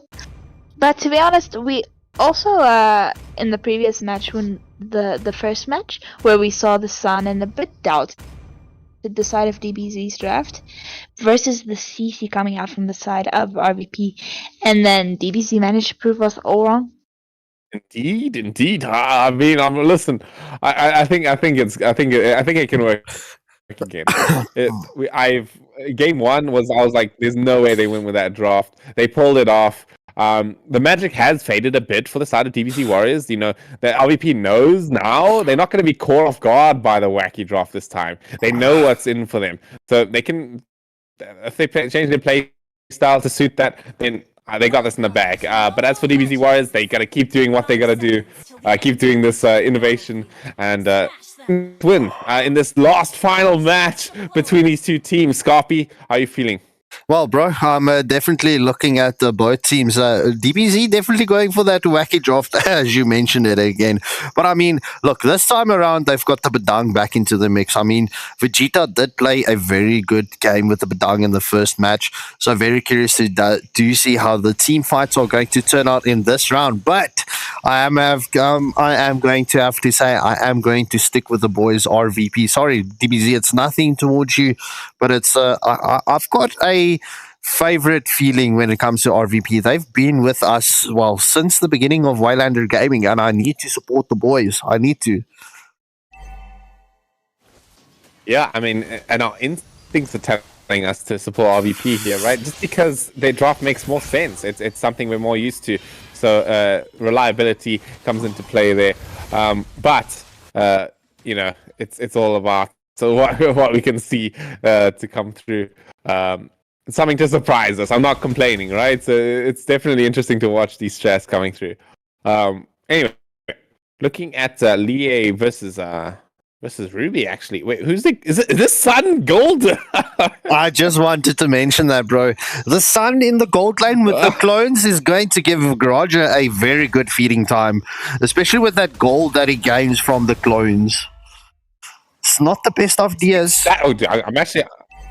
I'm just gonna look if Granger gets stacks here. I mean, I'm gonna pay close attention to the Granger here while you look at the Tiller fight. I'm gonna make sure that I see a stack being taken for him. Or as we do see the engagement from Ruby onto Marsha. However, the engagement does continue. We do see the Glacier Strike coming in from First Blood going to Marsha, taking down the Hylos and picking up a double kill onto B612. That's a 2-0 exchange in favor of DBZ. At the first turtle fight. Let's go. Yeah, I mean, DBZ Warriors again proving that their early game is pretty good. Oh, nice rough waves coming in from the Kadita, coming down onto Vegeta there. Nicely played from Friend Super as they managed to get something out of that. But it's about 1,000 gold lead so far to the side of DBZ Warriors. Pretty solid start. Thunderclap coming through onto Miles Summer here. CC Immune coming in. I just called him CC Immune because that was what was on top of his name. That was his username for a second. But anyway, Unreal coming through there. Not able to finish off the kill. Nicely pushed in lane coming in from Granger here. That's going to be Sun missing out on quite a lot of money. Well, now my Why is he question... juggling? His gold cannon. He prioritized taking the beetle over going for his gold on his gold lane. As we do see this Litho does go in favor of DBZ. That would be extra vision for the side of DBZ. This new Litho gives a lot of vision as we do see the first crack coming in from Badang onto Kadita. However, Hylos is in a lot of danger, but he's able to sustain through the damage that came through. Yeah, this again, I'm not surprised. I mean, I am surprised, always surprised with just how DBZ Warriors approaches these drafts. Ooh, the burst we are going to see a nice rough waves coming through. Trunks gets blown up with a one tap. There it is. The Granger as well gets a nice kill onto the Sun as the RVP coming through with some crazy plays now. Yeah, I mean, look, that engagement coming in from the Gadita, getting that play with the what was it? The waves? rough waves. Rough waves, yeah. I mean, bro, Rough look. waves. DBZ, they definitely need to respect RVP because, I mean, the Ruby does counter the Sun in late game. So, this is not going to be fun. But aside to Ricky, bro, I'm going to take your word for this and let's see what DBZ does do. As we do see Granger does start up the second turtle of the match. Oh, nice one here coming in. Trunks managing to secure the turtle right there. Friend Super takes him down though. The endless shots coming in onto B612 are not able to finish off the kill there. But RVP, they're still holding it strong here. They do lose the turtle in this engagement, but they're only going to get stronger right now. Masha is they're going to swap lanes actually. They're going to put the Masha down back to where she's familiar, which is that gold lane. This is a different strat. I have to say this is a very different strat. Giving the Sun gold early on and going for the XP late on. But I mean, I'm not going to favor the matchup against the Ruby in the top lane for the Sun. Oh, not at all. Does she have the war axe right now? No, she's going for Queen's Wings first. I mean, I guess that still works, right? Both items still have that spell lifesteal aspect to them. DBZ Warriors, nice camp here. Oh, they got the concealed play with the fist crack. There we go. But Granger just walks away. But no, there it is. Endless shards coming through with Lie. Thunderclap. There was no way he lived that. There it is. Mountain Shocker coming through from the Sun. I mean, not the Sun. The YSS. I'm getting my names mixed. There it is. We are going to see the Queen's Wings coming out for the Ruby here. Sustained through the Sun damage. Just gets blown up with Unreal by this Ruby side here. Well played coming in from... Yeah, look, RVP definitely putting the pressure onto DBZ very early on. So return tier 1 turret for the side of RVP. Will Kushin get caught out here as we do see the engagement? Oh, the rough waves coming in from Kadida and the endless shards. Just doing some damage onto the high loss. 612 is just holding this front line so well here. They can't kill him at the moment, but they can get Kadita as Maelstrom also gets taken down by the Thunderclap. Ruby has the Queen's Wings proc, but she's not going to be able to live through a 5-man engagement coming in from DBZ Warriors here. Again, they surprise us once again and again as to how effective they can be with these conventional picks. What's the word? No, thank you, sir, for that word. Unconventional picks. Yeah. Well, bro, I need to have you. I need to have your back if you're going to help assist me with the ults. I mean, it's I've never costed a game with the Kadita, so nonetheless, I mean, look, Right. a 4-for-nothing exchange going in favor of DBZ, bro. DBZ, bro, I'm going to be honest, right?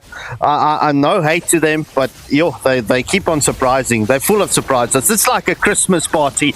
As Masha gets the kill onto Granger, the glorious pathway was committed, and Sun coming in and finishing off Prince Super with the Kadita. So a 2-for-nothing exchange going in favor of DBZ once more. DBZ is racking up these team fights now. Yeah. I'm not understanding exactly what's happening in these fights. I've never seen anything quite like this. You would expect that DBZ Warriors would get picked apart when it comes to drafts like these, but surprisingly they just managed to make it work somehow, getting through all the team fight that RVP has and just going in for the key targets. Their target prioritization is on point. That's something I can tell you about it. Although the Masha gets taken out, the shield, the HP bar, but luckily for her, it removes stuns when the HP bar finishes. So yeah, that's otherwise any other hero would be pretty dead when if they walked into that bush. Maelstrom getting taken down by this fist crack, not able to take him down completely though. Yeah, but the Lord is going to steal in about 30 seconds. Yeah, so the Revitalize was picked, or was utilized, but the Endless Shards coming in and Granger does finish off Armon. However, we do see the I'm Offended onto Bedang was committed, but Bedang taking a lot of damage. Will we see this Death Sonata onto Bedang? Oh no, the light strike coming in from Lunox and the rough waves assist Ruby to finish off the Sun. I mean, that was a sick play coming in from B612. I don't know if you noticed it, but the Aemon got caught up by the flicker I'm Offended combo and dragged underneath the tower on the side of RVP. scoring them a kill on the enemy jungler, and that is going to be able to secure them the Lord unless Wiz pull some Wiz here. I don't think she will. As the Mars Summer gets taken out, actually. They have enough damage for this Hylo, surprisingly, as now we're going to see the engagement coming in for Trunks here. Yeah, gets bursted down as well, though. Friend Super gets the kill. Crazy stuff happening. Bro, this match is back and forth constantly. I mean, look, Marsha is pushing, trying to get that back door open for the side of DBZ. But we do see the engagement onto Badang, as Badang is taken down by the Rough Waves. Kadita's Rough Waves doing a lot of damage, bro. Like Aldous in that last game, right? The one shots are coming out when it needs to. As a Wiz, the light side ultimate has been what is my English doing today? Has been committed to get out of there. As the blue buff is also on contention. Contestion. Oh my. Okay, Scorpio, I'm just gonna stop talking. I need to go study the Oxford Dictionary right now. Oh, the first crack coming in from Glorious Pathway has been committed. However, RVP is getting wrapped around us. We do see the endless shards onto Ruby, but Lunox does finish off the Ruby. Armon currently in for the hunt here. Will he be able to catch the Granger? Lie won some of the action as well, but they managed to get out. Man, that is scary, man. If I was a HP and I see a Masha and an Amon running towards me, that is like one of the scariest things in this game that you can experience. Yeah. So, Cyber, just to answer your question, right? If you're continuously on the stream, right, that does carry into your XP when it comes to the chat.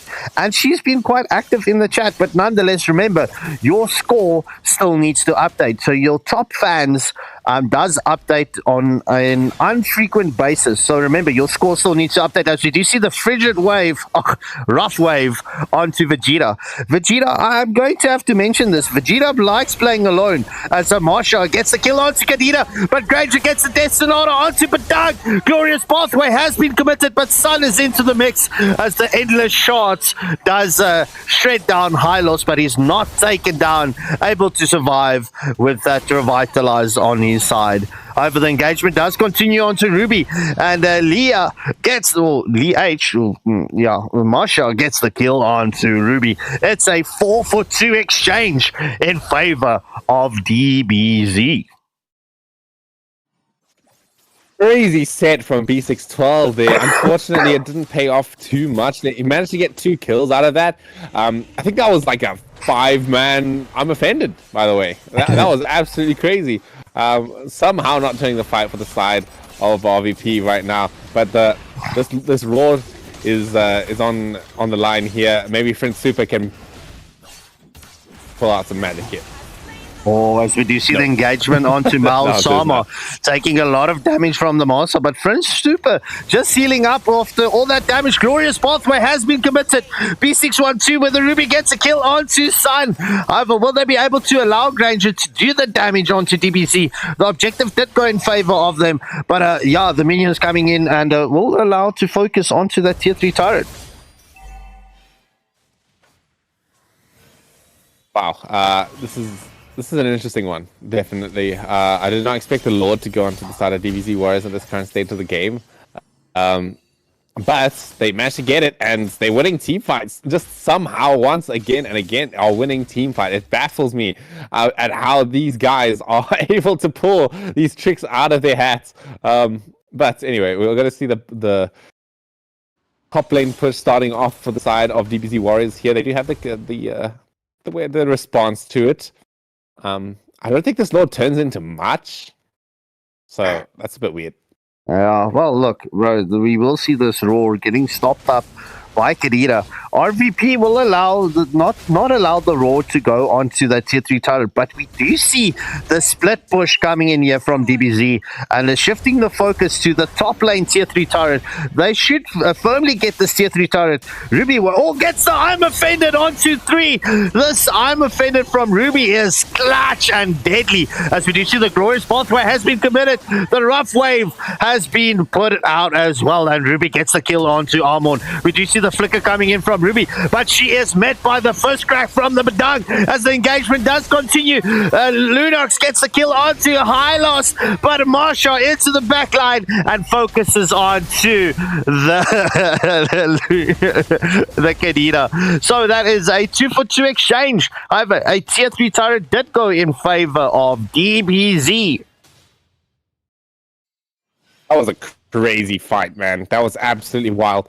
This Ruby is proving that she can hold that front line, do the stuns where it's necessary, and it paid off. However, they did unfortunately lose to Prince Super and Miles Summer falling down to that engagement. I'm confused. These I've never seen team fights like this in my whole life. They're so wild, so wacky that it's making me lose my vocabulary.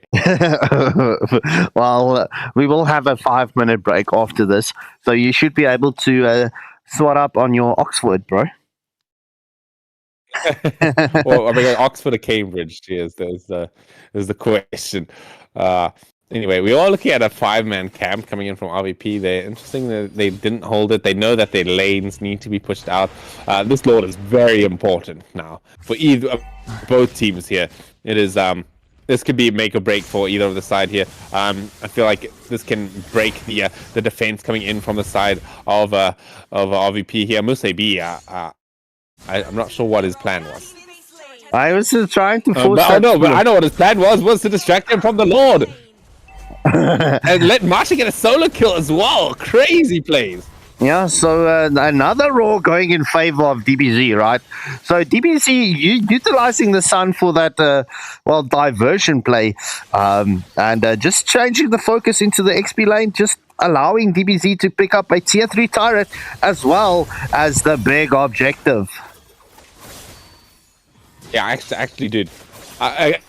Again, I see a Sun going in, just blatantly feeding, and that all works out. They get the Lord and they get the pick off on the marksman. Like, what is happening?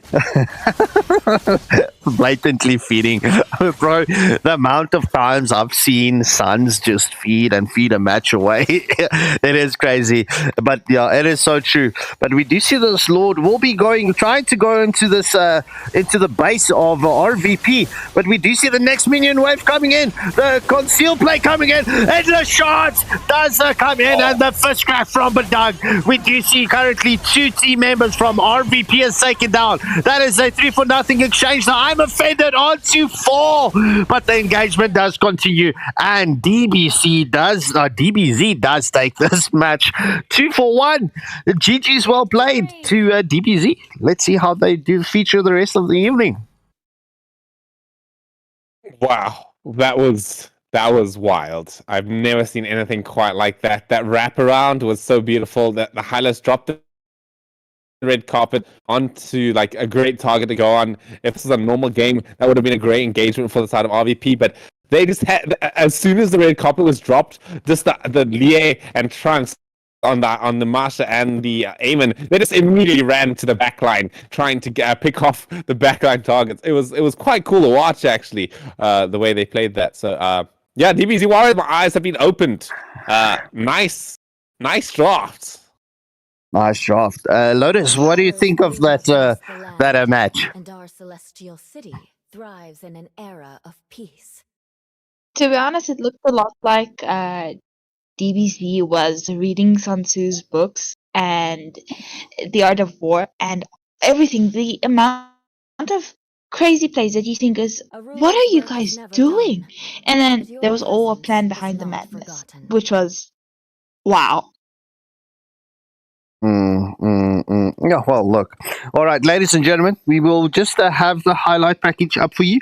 The highlight package will be updated with this week's highlights, well, tomorrow night. So, yeah, I know we're not streaming MLBB tomorrow, So we'll have an off evening, but by Friday night you will have new highlights to watch out. So please hit that like, share, and subscribe button as I do get the poll set for the next match and we wait for the next teams to come into the lobby.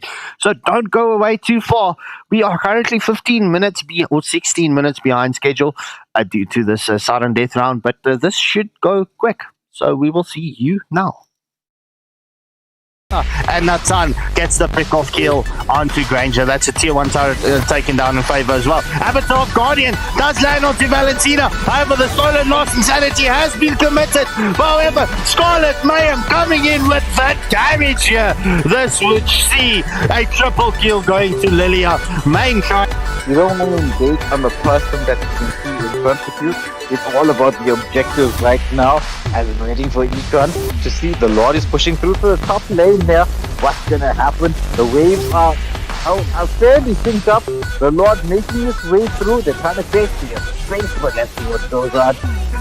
Lancelot continuing with the killing spree. What we saw, Sicilian finishing off CC. However, Scarlet Mayhem doesn't have an answer for this. But they have managed to take. Okay, here we go. We are going to see Olaf going in here. It's going to pop the final slash, trying to get 2 down, but has to retreat just for now. Oh, nice dodge coming out from the Lunox, resetting that all out. Second skill is not going to be enough to get out. Lancelot coming in with the Thorn Rose, going to do so much damage here. Nice Tempest of Blades coming out from Gerald Cho doing quite a lot of damage, but Lancelot's doing way more. He's going to get a double kill on Ling before he falls down, but 69 Shiny has one of his own. It is a 4-for-2 trade. Definitely, and from the clutches of Khalid, Minecraft into which will we see that blast cannon coming through. Hayabusa just popping in the second skill, going into the base. Oh my word, Layla, so much damage. Monster kill coming in from Layla. Feather Strike coming in from Faza. Onto Black Skywalker. Will be able to escape this? Yes, he does. But Doug trying to get that wall onto Layla. Blind Crusher currently in the danger as Hanabi is focusing onto Layla. But he's not there. Something going to Layla. GG's well played that getting the kill onto Arnold. And Erythel split pushing once more, just chasing the goals and the objectives. We will get the Recto battle here. Oh, the first lord of the match does go to the boy genius on the Bucks here as Mind Crusher does finish off Kalia. But Primordial Vanguard does get a full 1 exchange, makes that a full team wipe. The Lord dance that we all love and know.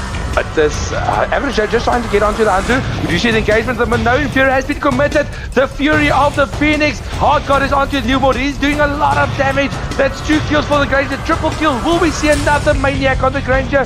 That's a lot of damage. That's a Maniac. Give him the Savage. No.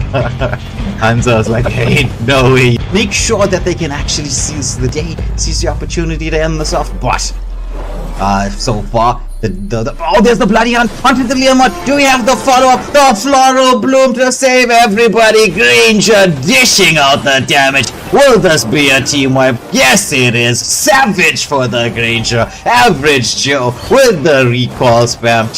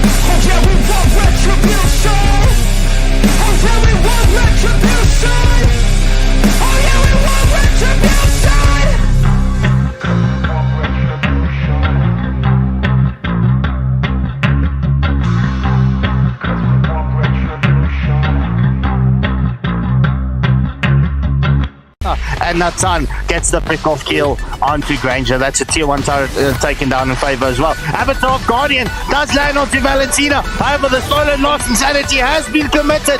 However, Scarlet Mayhem coming in with that damage here. This would see a triple kill going to Lilia. Main try. You don't want to engage on the person that you can see in front of you. It's all about the objectives right now. As I'm waiting for Econ to see the Lord is pushing through to the top lane there.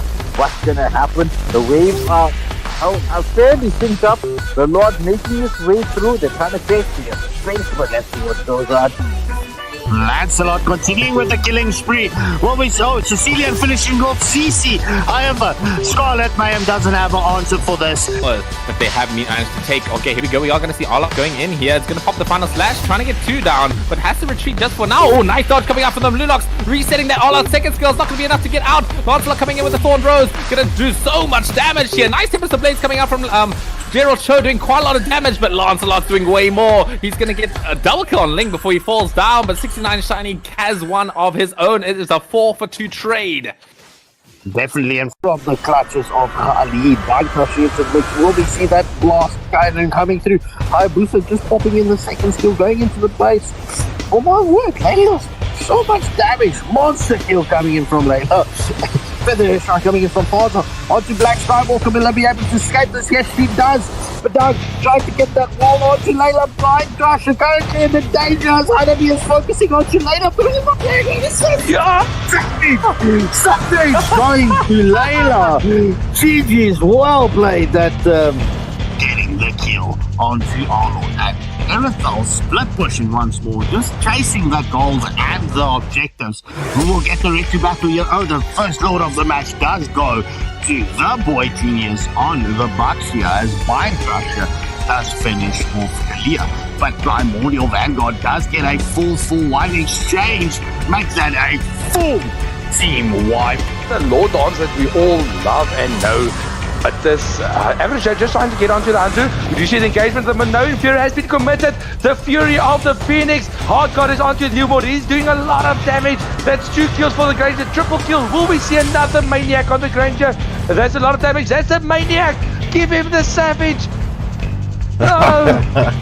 Hansa's like, hey, no way. Make sure that they can actually seize the day, seize the opportunity to end this off. But so far, oh, there's the bloody hunt onto the Leomot. Do we have the follow-up? The Floral Bloom to save everybody. Granger dishing out the damage. Will this be a team wipe? Yes, it is. Savage for the Granger. Average Joe with the recall spam.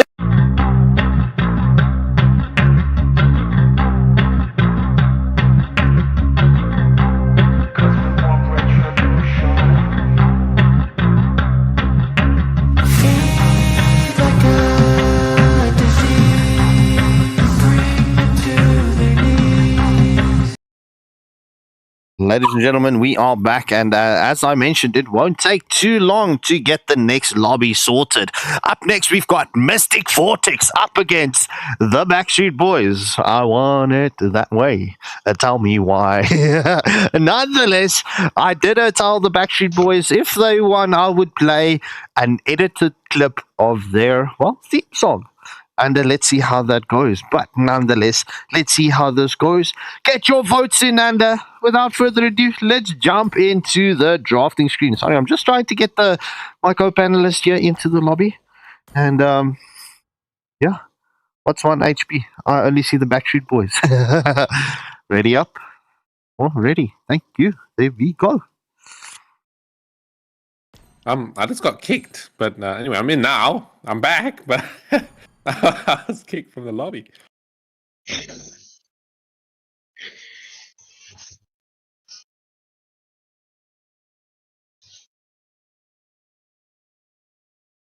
Don't kick him. Well, if you want to know, all you have to do is ask, tell me why. Yeah, tell me why. So, ladies and gentlemen, this second best of 3 match is definitely going to be a fun one. If I can just ask the moderators to just quickly share the live stream so that everyone knows we are back live, and we are definitely going to have fun with this second match.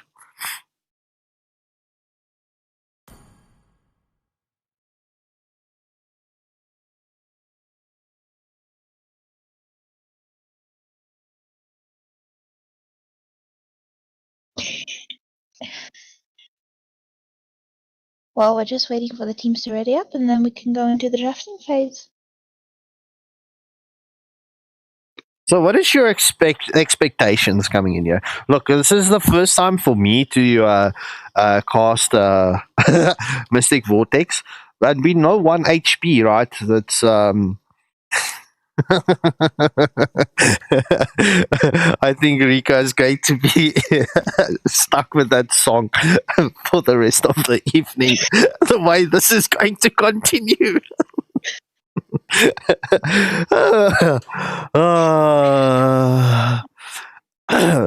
Oh, when a song is stuck in your head, it ain't nothing but a heartache.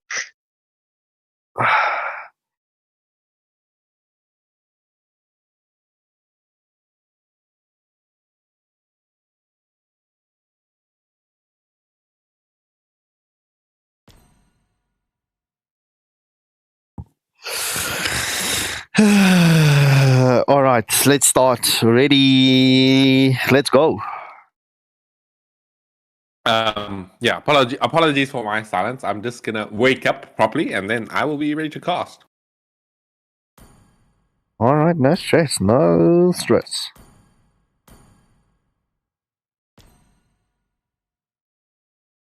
Welcome back, Cyber Wolf. You're just in time for the sing along.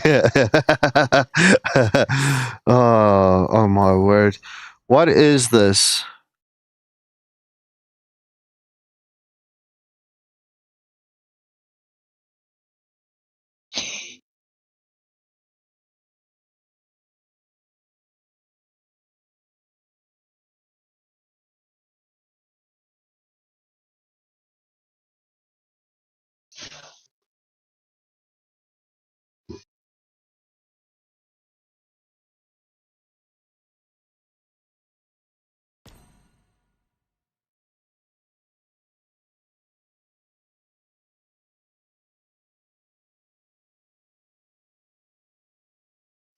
While we are waiting for the teams, ladies and gentlemen, please do not forget to like, share, and subscribe. And I do hope that you all love the content so far, and that you will all be joining us for more to come.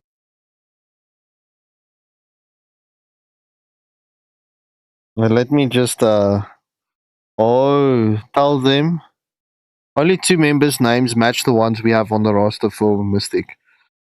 They need their registered players. Okay. So, Mystic Vortex. We need your registered players, please.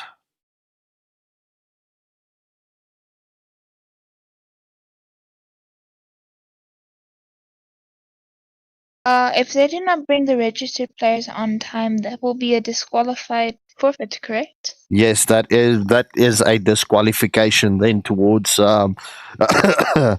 Mystic Vortex.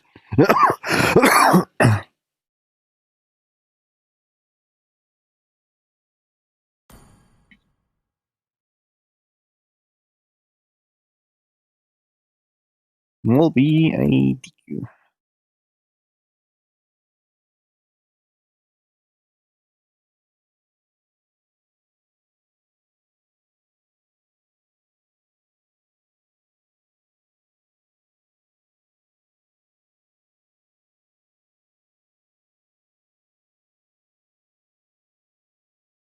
Change names.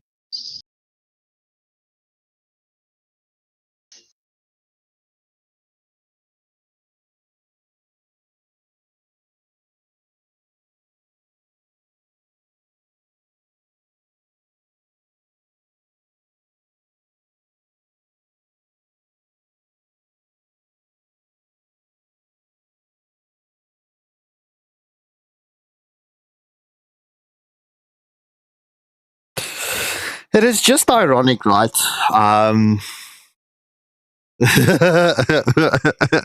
Rika, you just said what I wanted to state, right? It is just ironic when there is mention in the chat about tournament credibility and not being able to read the tournament rules and follow the rules itself. Yeah. Anyway, nonetheless, let's do see what is going to happen.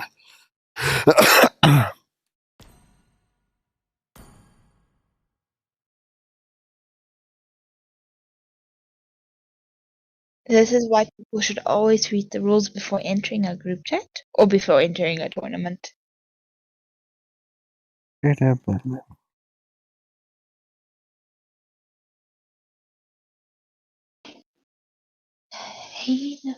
a hard day.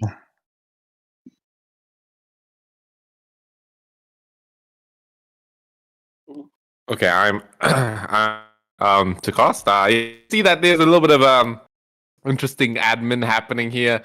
Yeah, guys, make sure that you read the rules. This rule has been here in place. The first time actually, so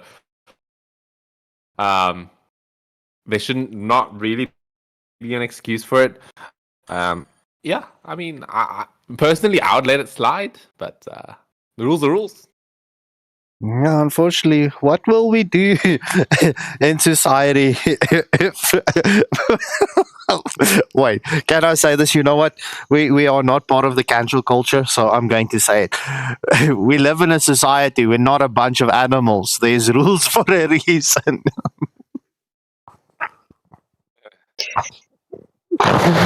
Oh, Rika, I hope you are energized, bro. Roger, I mean, listen, Roger Myberg is asking me where my joy is. I can slot in for Mystic Vortex here if necessary. Well, go for it. And show it in. I show think my joy. No, I think you and Lotus slot in, and let's see how this one does play out.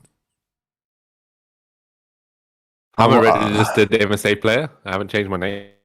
Yeah, you see it. Oh, okay. You know what? If I'm going to ask, because I am currently going to cancel the monetization on this video, right? So please do give me support with my next action. Yeah, let's have some Are fun. you gonna play the song? You're gonna play? Oh my lord! Okay, this is gonna be some a song. Yeah, it's the wrong song. It's the wrong song. Okay, Wrong okay. song. It's the wrong song. We need the song in everyone's heads here. Yeah, I'm going to do that. Let's have some fun, seeing that we are currently delayed.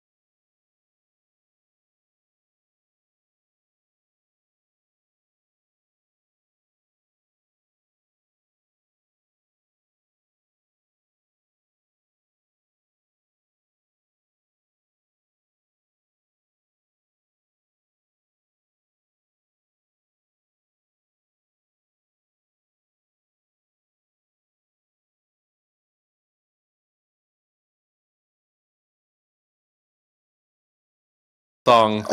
What's happening to Mystic Vortex? Lotus and Seppi, I think let's fill it for them. I will solo cast. You guys go have some fun. And I'm just quickly going to go and call it on the admin chat. And let's fill.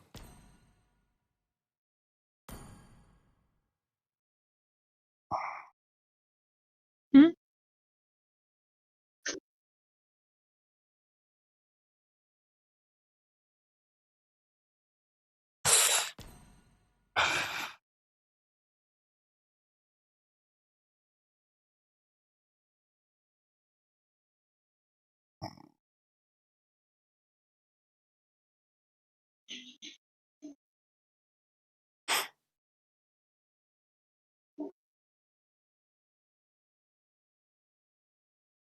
The chat trolling me because I had a spelling mistake. Okay.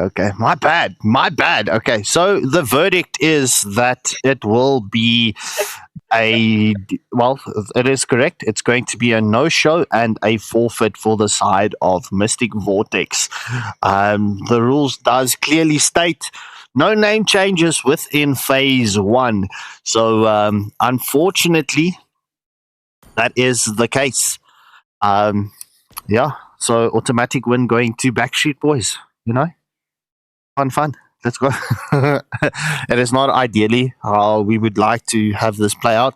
And unfortunately, this would also cancel out the final match of the evening because Mystic Vortex was scheduled to play the second and the third match. So, we're going to end this evening off with a fun match. A mixed team of Mystic Vortex and Mr. Rika and Lotus. And we're going to give you a show. Look, Sanjan bro, unfortunately, I don't make the rules. I'm just a streamer and the caster. It is the rules of the MSA organization. So, my apologies, but rules are rules, bro. Unfortunately. Alright, guys. I'll. Thanks for letting me cast. I'm sorry I was a bit asleep this time, but maybe this game will wake me up. So good luck, Lotus. Bro, you know what would be fun? Mystic Vortex. Mystic Vortex is gonna win. Mystic Vortex, best team in MSA, by the way. Oh my lord! All right. I'm going to call the first ban. First ban is going to be the Joy.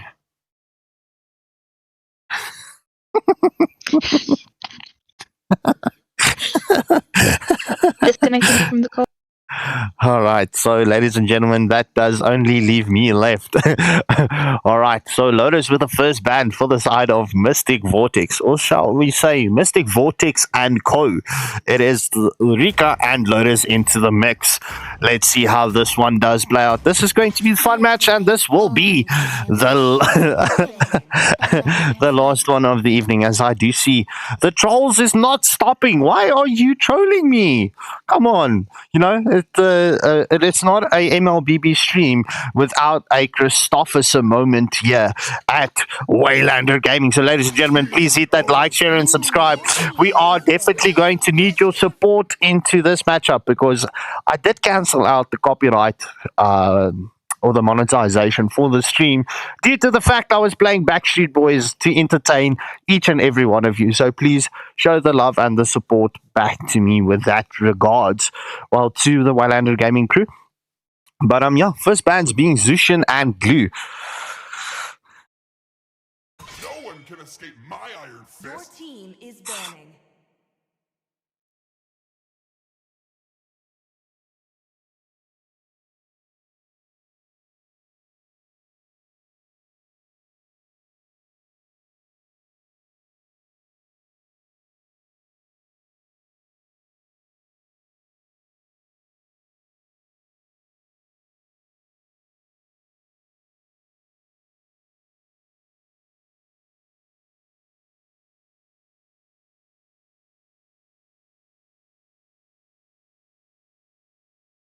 My tail's been itching for a real Your fight. team is banning.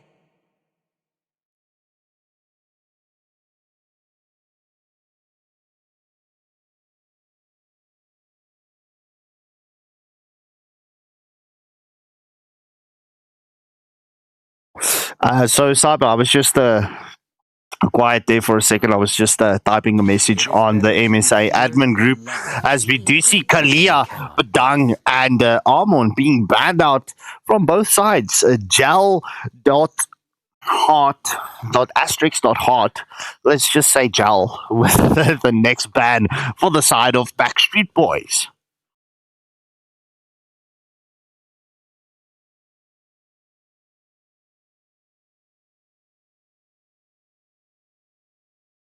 Toot toot. Horology is my craft. Diggy is my name. Your team is picking. All right, so Diggy getting banned out from the side of Backstreet Boys. Lotus is currently showing us Sicilian. Will it be Sicilian that gets picked up for the side of... Oh, as Y AZYXX does bring up the Yuzong for the side of Mystic Vortex. I want it that way. Tell me why. Ain't nothing but a heartache. Anyway, that's going to be stuck in my head. I just forced everyone to listen to that, and guess who got it stuck in their head? It is me, the sheep with the Mlbb. Killzone and Unholy Potato. I'm a potato. With the first picks for the side of Backstreet Boys. When the body suffers, Oh, Jordan coming in with the Benedetta. And Killzone does pick up Valir. Valir currently in, this patch of Mlbb is currently super, annoying, especially with that pushback. Oh, and Sepulger gets the Joy into the mix. So Rika did answer your calls when he picked up the Joy. So you will be seeing... Experience the euphony of Wait, I missed that. But anyway, let me just quickly finish here. Rika will entertain you all with his Joy. Joy is his favorite hero and so loved. But Rika deadly on that Joy. And Ego Obscurus with the Angela. So Yuner said he had a song request. And what is that song that you requested? Alter picking up Granger. Lotus with the next ban. Having two bans in this matchup for the side of Mystic, Vortex, and Co.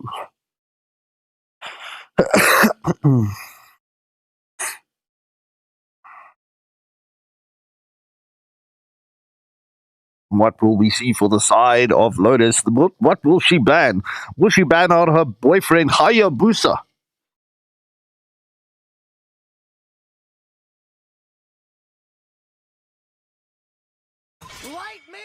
Oh, batting out the X-Borg for the side of Mystic Vortex and Co. Unholy Potato with the last ban for the side of Backstreet Boys.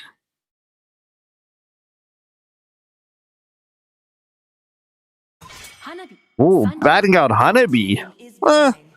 This is definitely focusing onto the gold lane, as we do see Prof Ghost batting out YSS.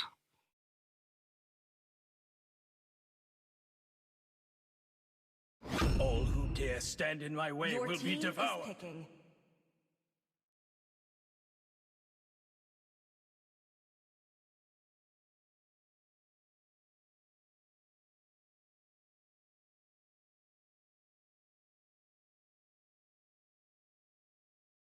Oh, Lotus definitely will be picking up Sicilian for the side of Mystic, Vortex, and Co.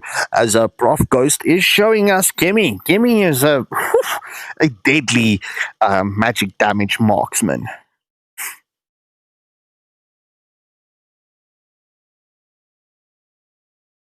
But not deciding to pick up the Kimmy.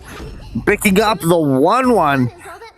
This is a very strong draft from the side of Mystic Vortex and Co. But look, I'm not going to take anything away from Backstreet Boys, as they have a strong draft as well. It's the Valir, Benedetta, Granger, and Hanzo. Hanzo being that pesky jungler that can chomp up and jungle invade like crazy. One skill and your jungle is gone. Jal showing us Harley.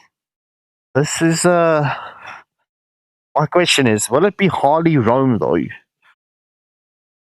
This is unconventional, but I mean, look, picking up Backstreet Boys as your name, that's also unconventional. But look, we all love it, and Jal does decide to pick up the Florin.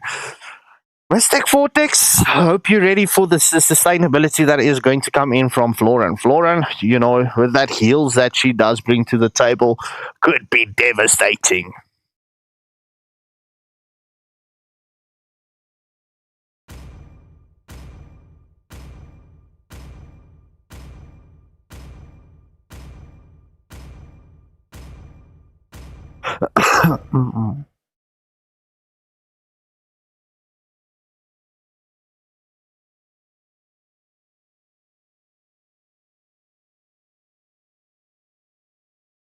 All right, so ladies and gentlemen, this would seal the deal for the evening.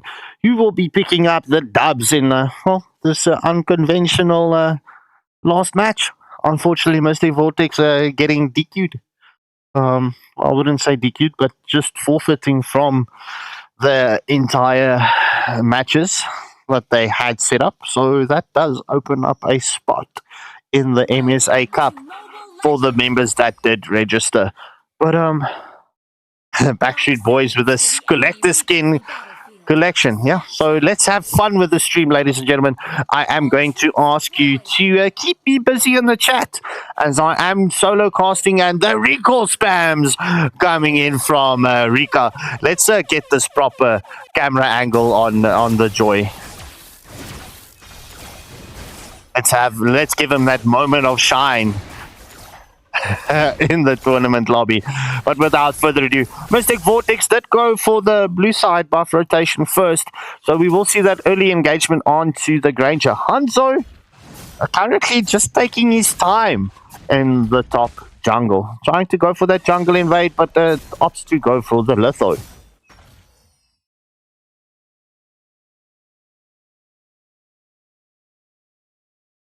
So we have reached that 1 minute mark. No kills taken down just yet. Backstreet Boys has a slight gold lead by 100 gold.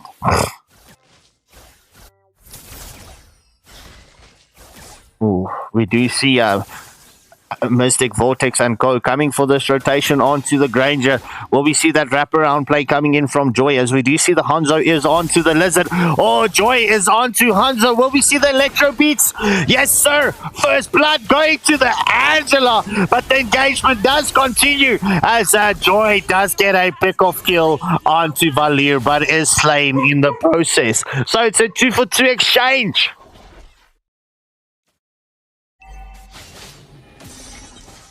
In the meantime, it is 10 seconds away from the first objective to... nice pun, howdy boy. But yeah, the next turtle is up and it is spawning now. Ironhide has awakened. And let's hope Backstreet Boys is in sync. I love that one. I love that one. As we do see this fight between Yuzong and Benedetta does go continued. However, the first turtle of the match does go in favor of Mystic Vortex and Co. Jordan currently in... Oh, that Sanguine Claws just misses the Benedetta. Yeah, look, respect on Rika. Rika is a very deadly Joy. So... we will see his skills coming into play as we do see Hanzo getting the kill onto Angela. His ult has been committed. The Sanguine Claws does land onto 2, but no Bat's Feast was committed from the Sicilian.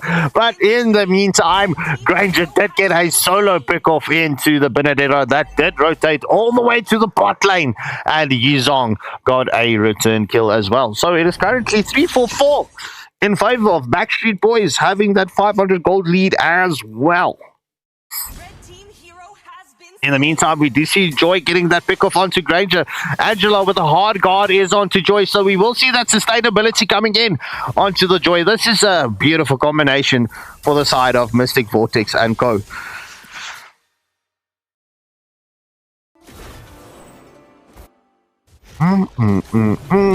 Oh, we do see Yuzong with the slow onto kill zone.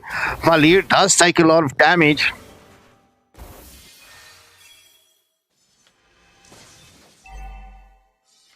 As we do see the Florin and Valir does go for that rotation towards the 1-1.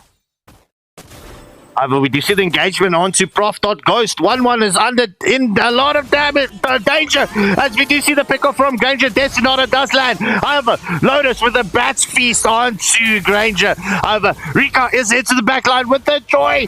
He's going to focus onto Valir. Valir will be taken down.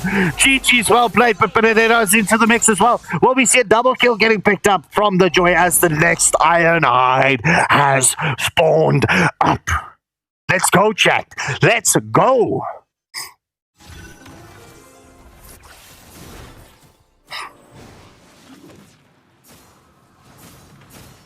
I want it that way. Tell me why. Ain't nothing but a heartache. As we do see the second turtle of the match does go in favor of Mystic Vortex and Co. Currently, there's a team fight. Will we see that crossbow tags? As we do see Joy into the mix and she gets the kill. Woo! 2-for-0 exchange in favor of Mystic Vortex and Co. Rika is under the turret and gets a double kill onto the Granger, nearly escaping, but Benedetto comes with a wraparound and gets it through. So that was a 3-for-1 exchange in favor of Mystic Vortex and Co. Rika getting called a Red Tree God. And we do see the Hanzo is going for that rotation into the top lane. However, he is met by the Angela. We do see Rika will be waiting for him with the electro beats onto his body.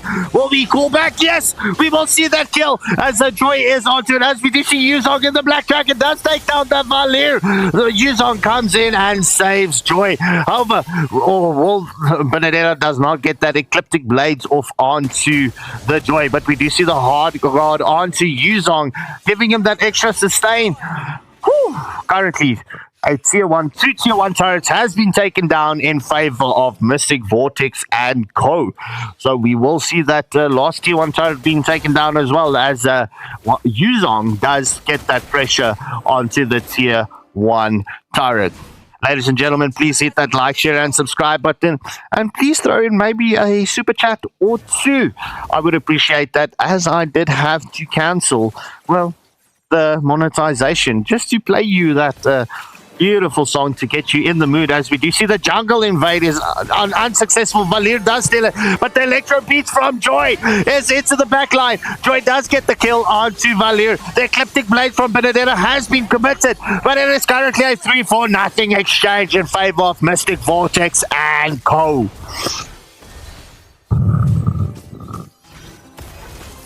As we do see the Sanguine Claws. Oh, Joy is into the back line. Onto Alta. Will we see that pick off onto Granger? And Death Sonata does back a punch. But Angela is there to allow the heals. As we just have a quick glance at the builds. Oh, Hanzo. Florin gets taken down by the Yuzong. Yuzong is into the back line. Will we see that hard guard onto Yuzong? Yes, sir. The hard guard is onto Yuzong.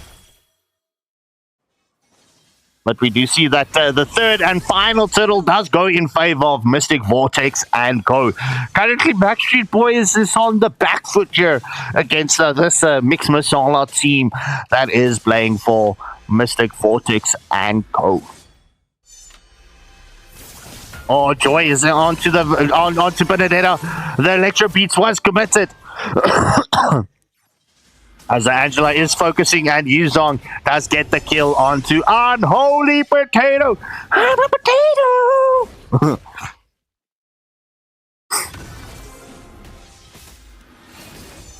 Oh, the jungle invade is successful. Unfortunately, it does not go to the 1-1, but it goes to the Yuzong. As we do see that Black Dragon form has been committed.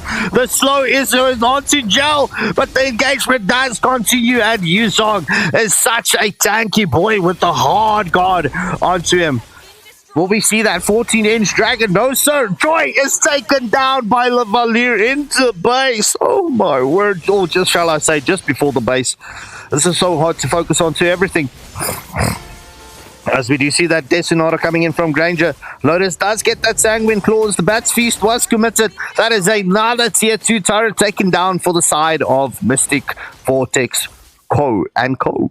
So, just before the 9-minute mark, Mystic Vortex currently has the 8-kill advantage as well as a stomping 7k gold lead.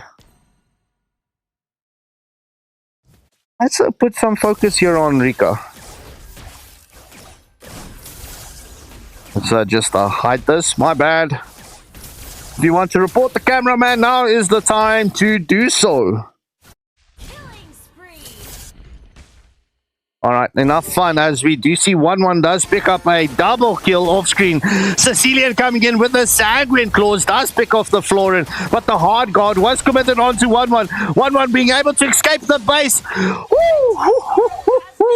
That is 2 shields taken down as we do see Joy going into the base, getting the kill onto Granger, but for being a fallen hero herself.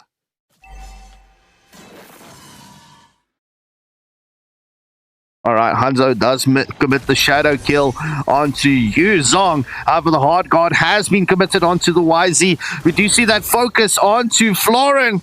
Oh my word, so much damage. Florin is taken down by the Yu Zong and Angela Komodos. Locust. Okay, let's get some focus on Lotus as well. She has been playing well. She's had a game so far, being 3-0-5.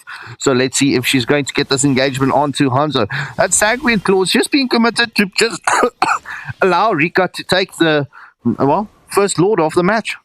Just focusing and zoning away Backstreet Boys.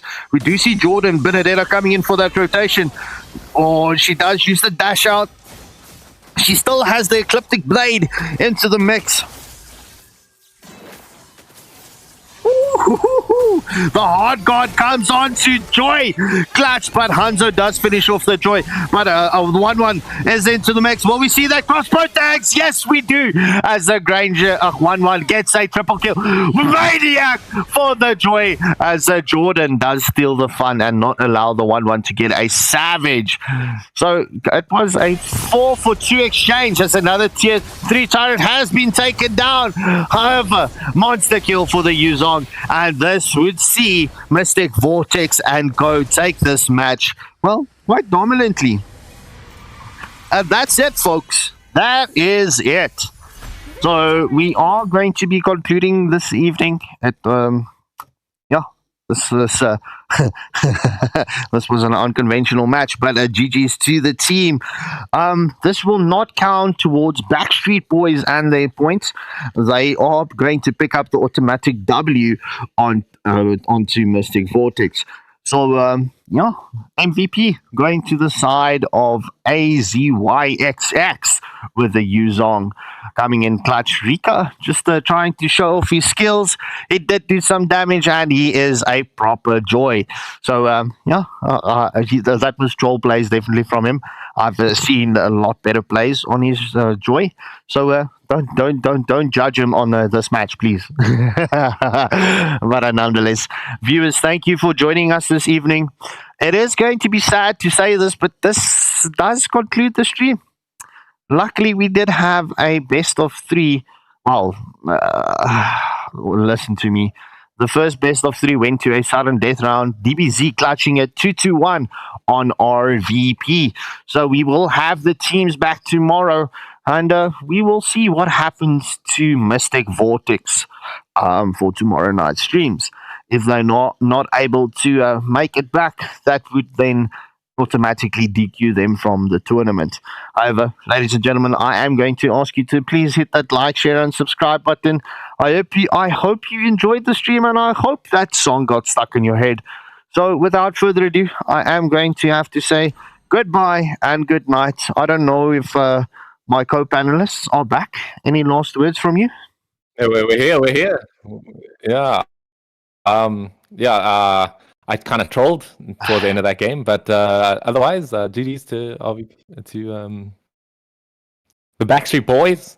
And these guys are kind of cool. And our The Mystic celestial Vortex, they kind of city thrives kind in of an chill in the era voice of chat. peace. Well, that's good to hear. Lotus, did you have fun?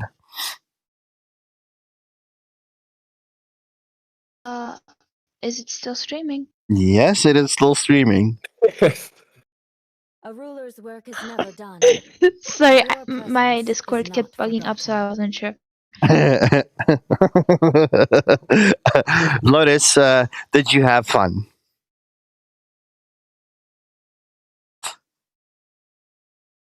All right, wait. Let's do this. Well, Yes, I okay, did. that sounds like she had. Okay, she had fun. Okay. Anyway, that's gonna be it from me on my side here. I'm gonna go and relax a bit more. Try and wake up probably. So thanks for watching, guys. I'll see you guys next time. All right. There is no Mlbb streams for tomorrow night, so join us back Friday night as we will continue with the group. Wait, tomorrow is Thursday. Yeah, so there's no streams tomorrow night. We will be back on Friday night. So please come and join us. Hit that notification bell so that you get notified, and we will see you all on Friday. So peace out, be good, and kids, remember, stay safe and don't do drugs. But yeah, this is concluding. Goodbye.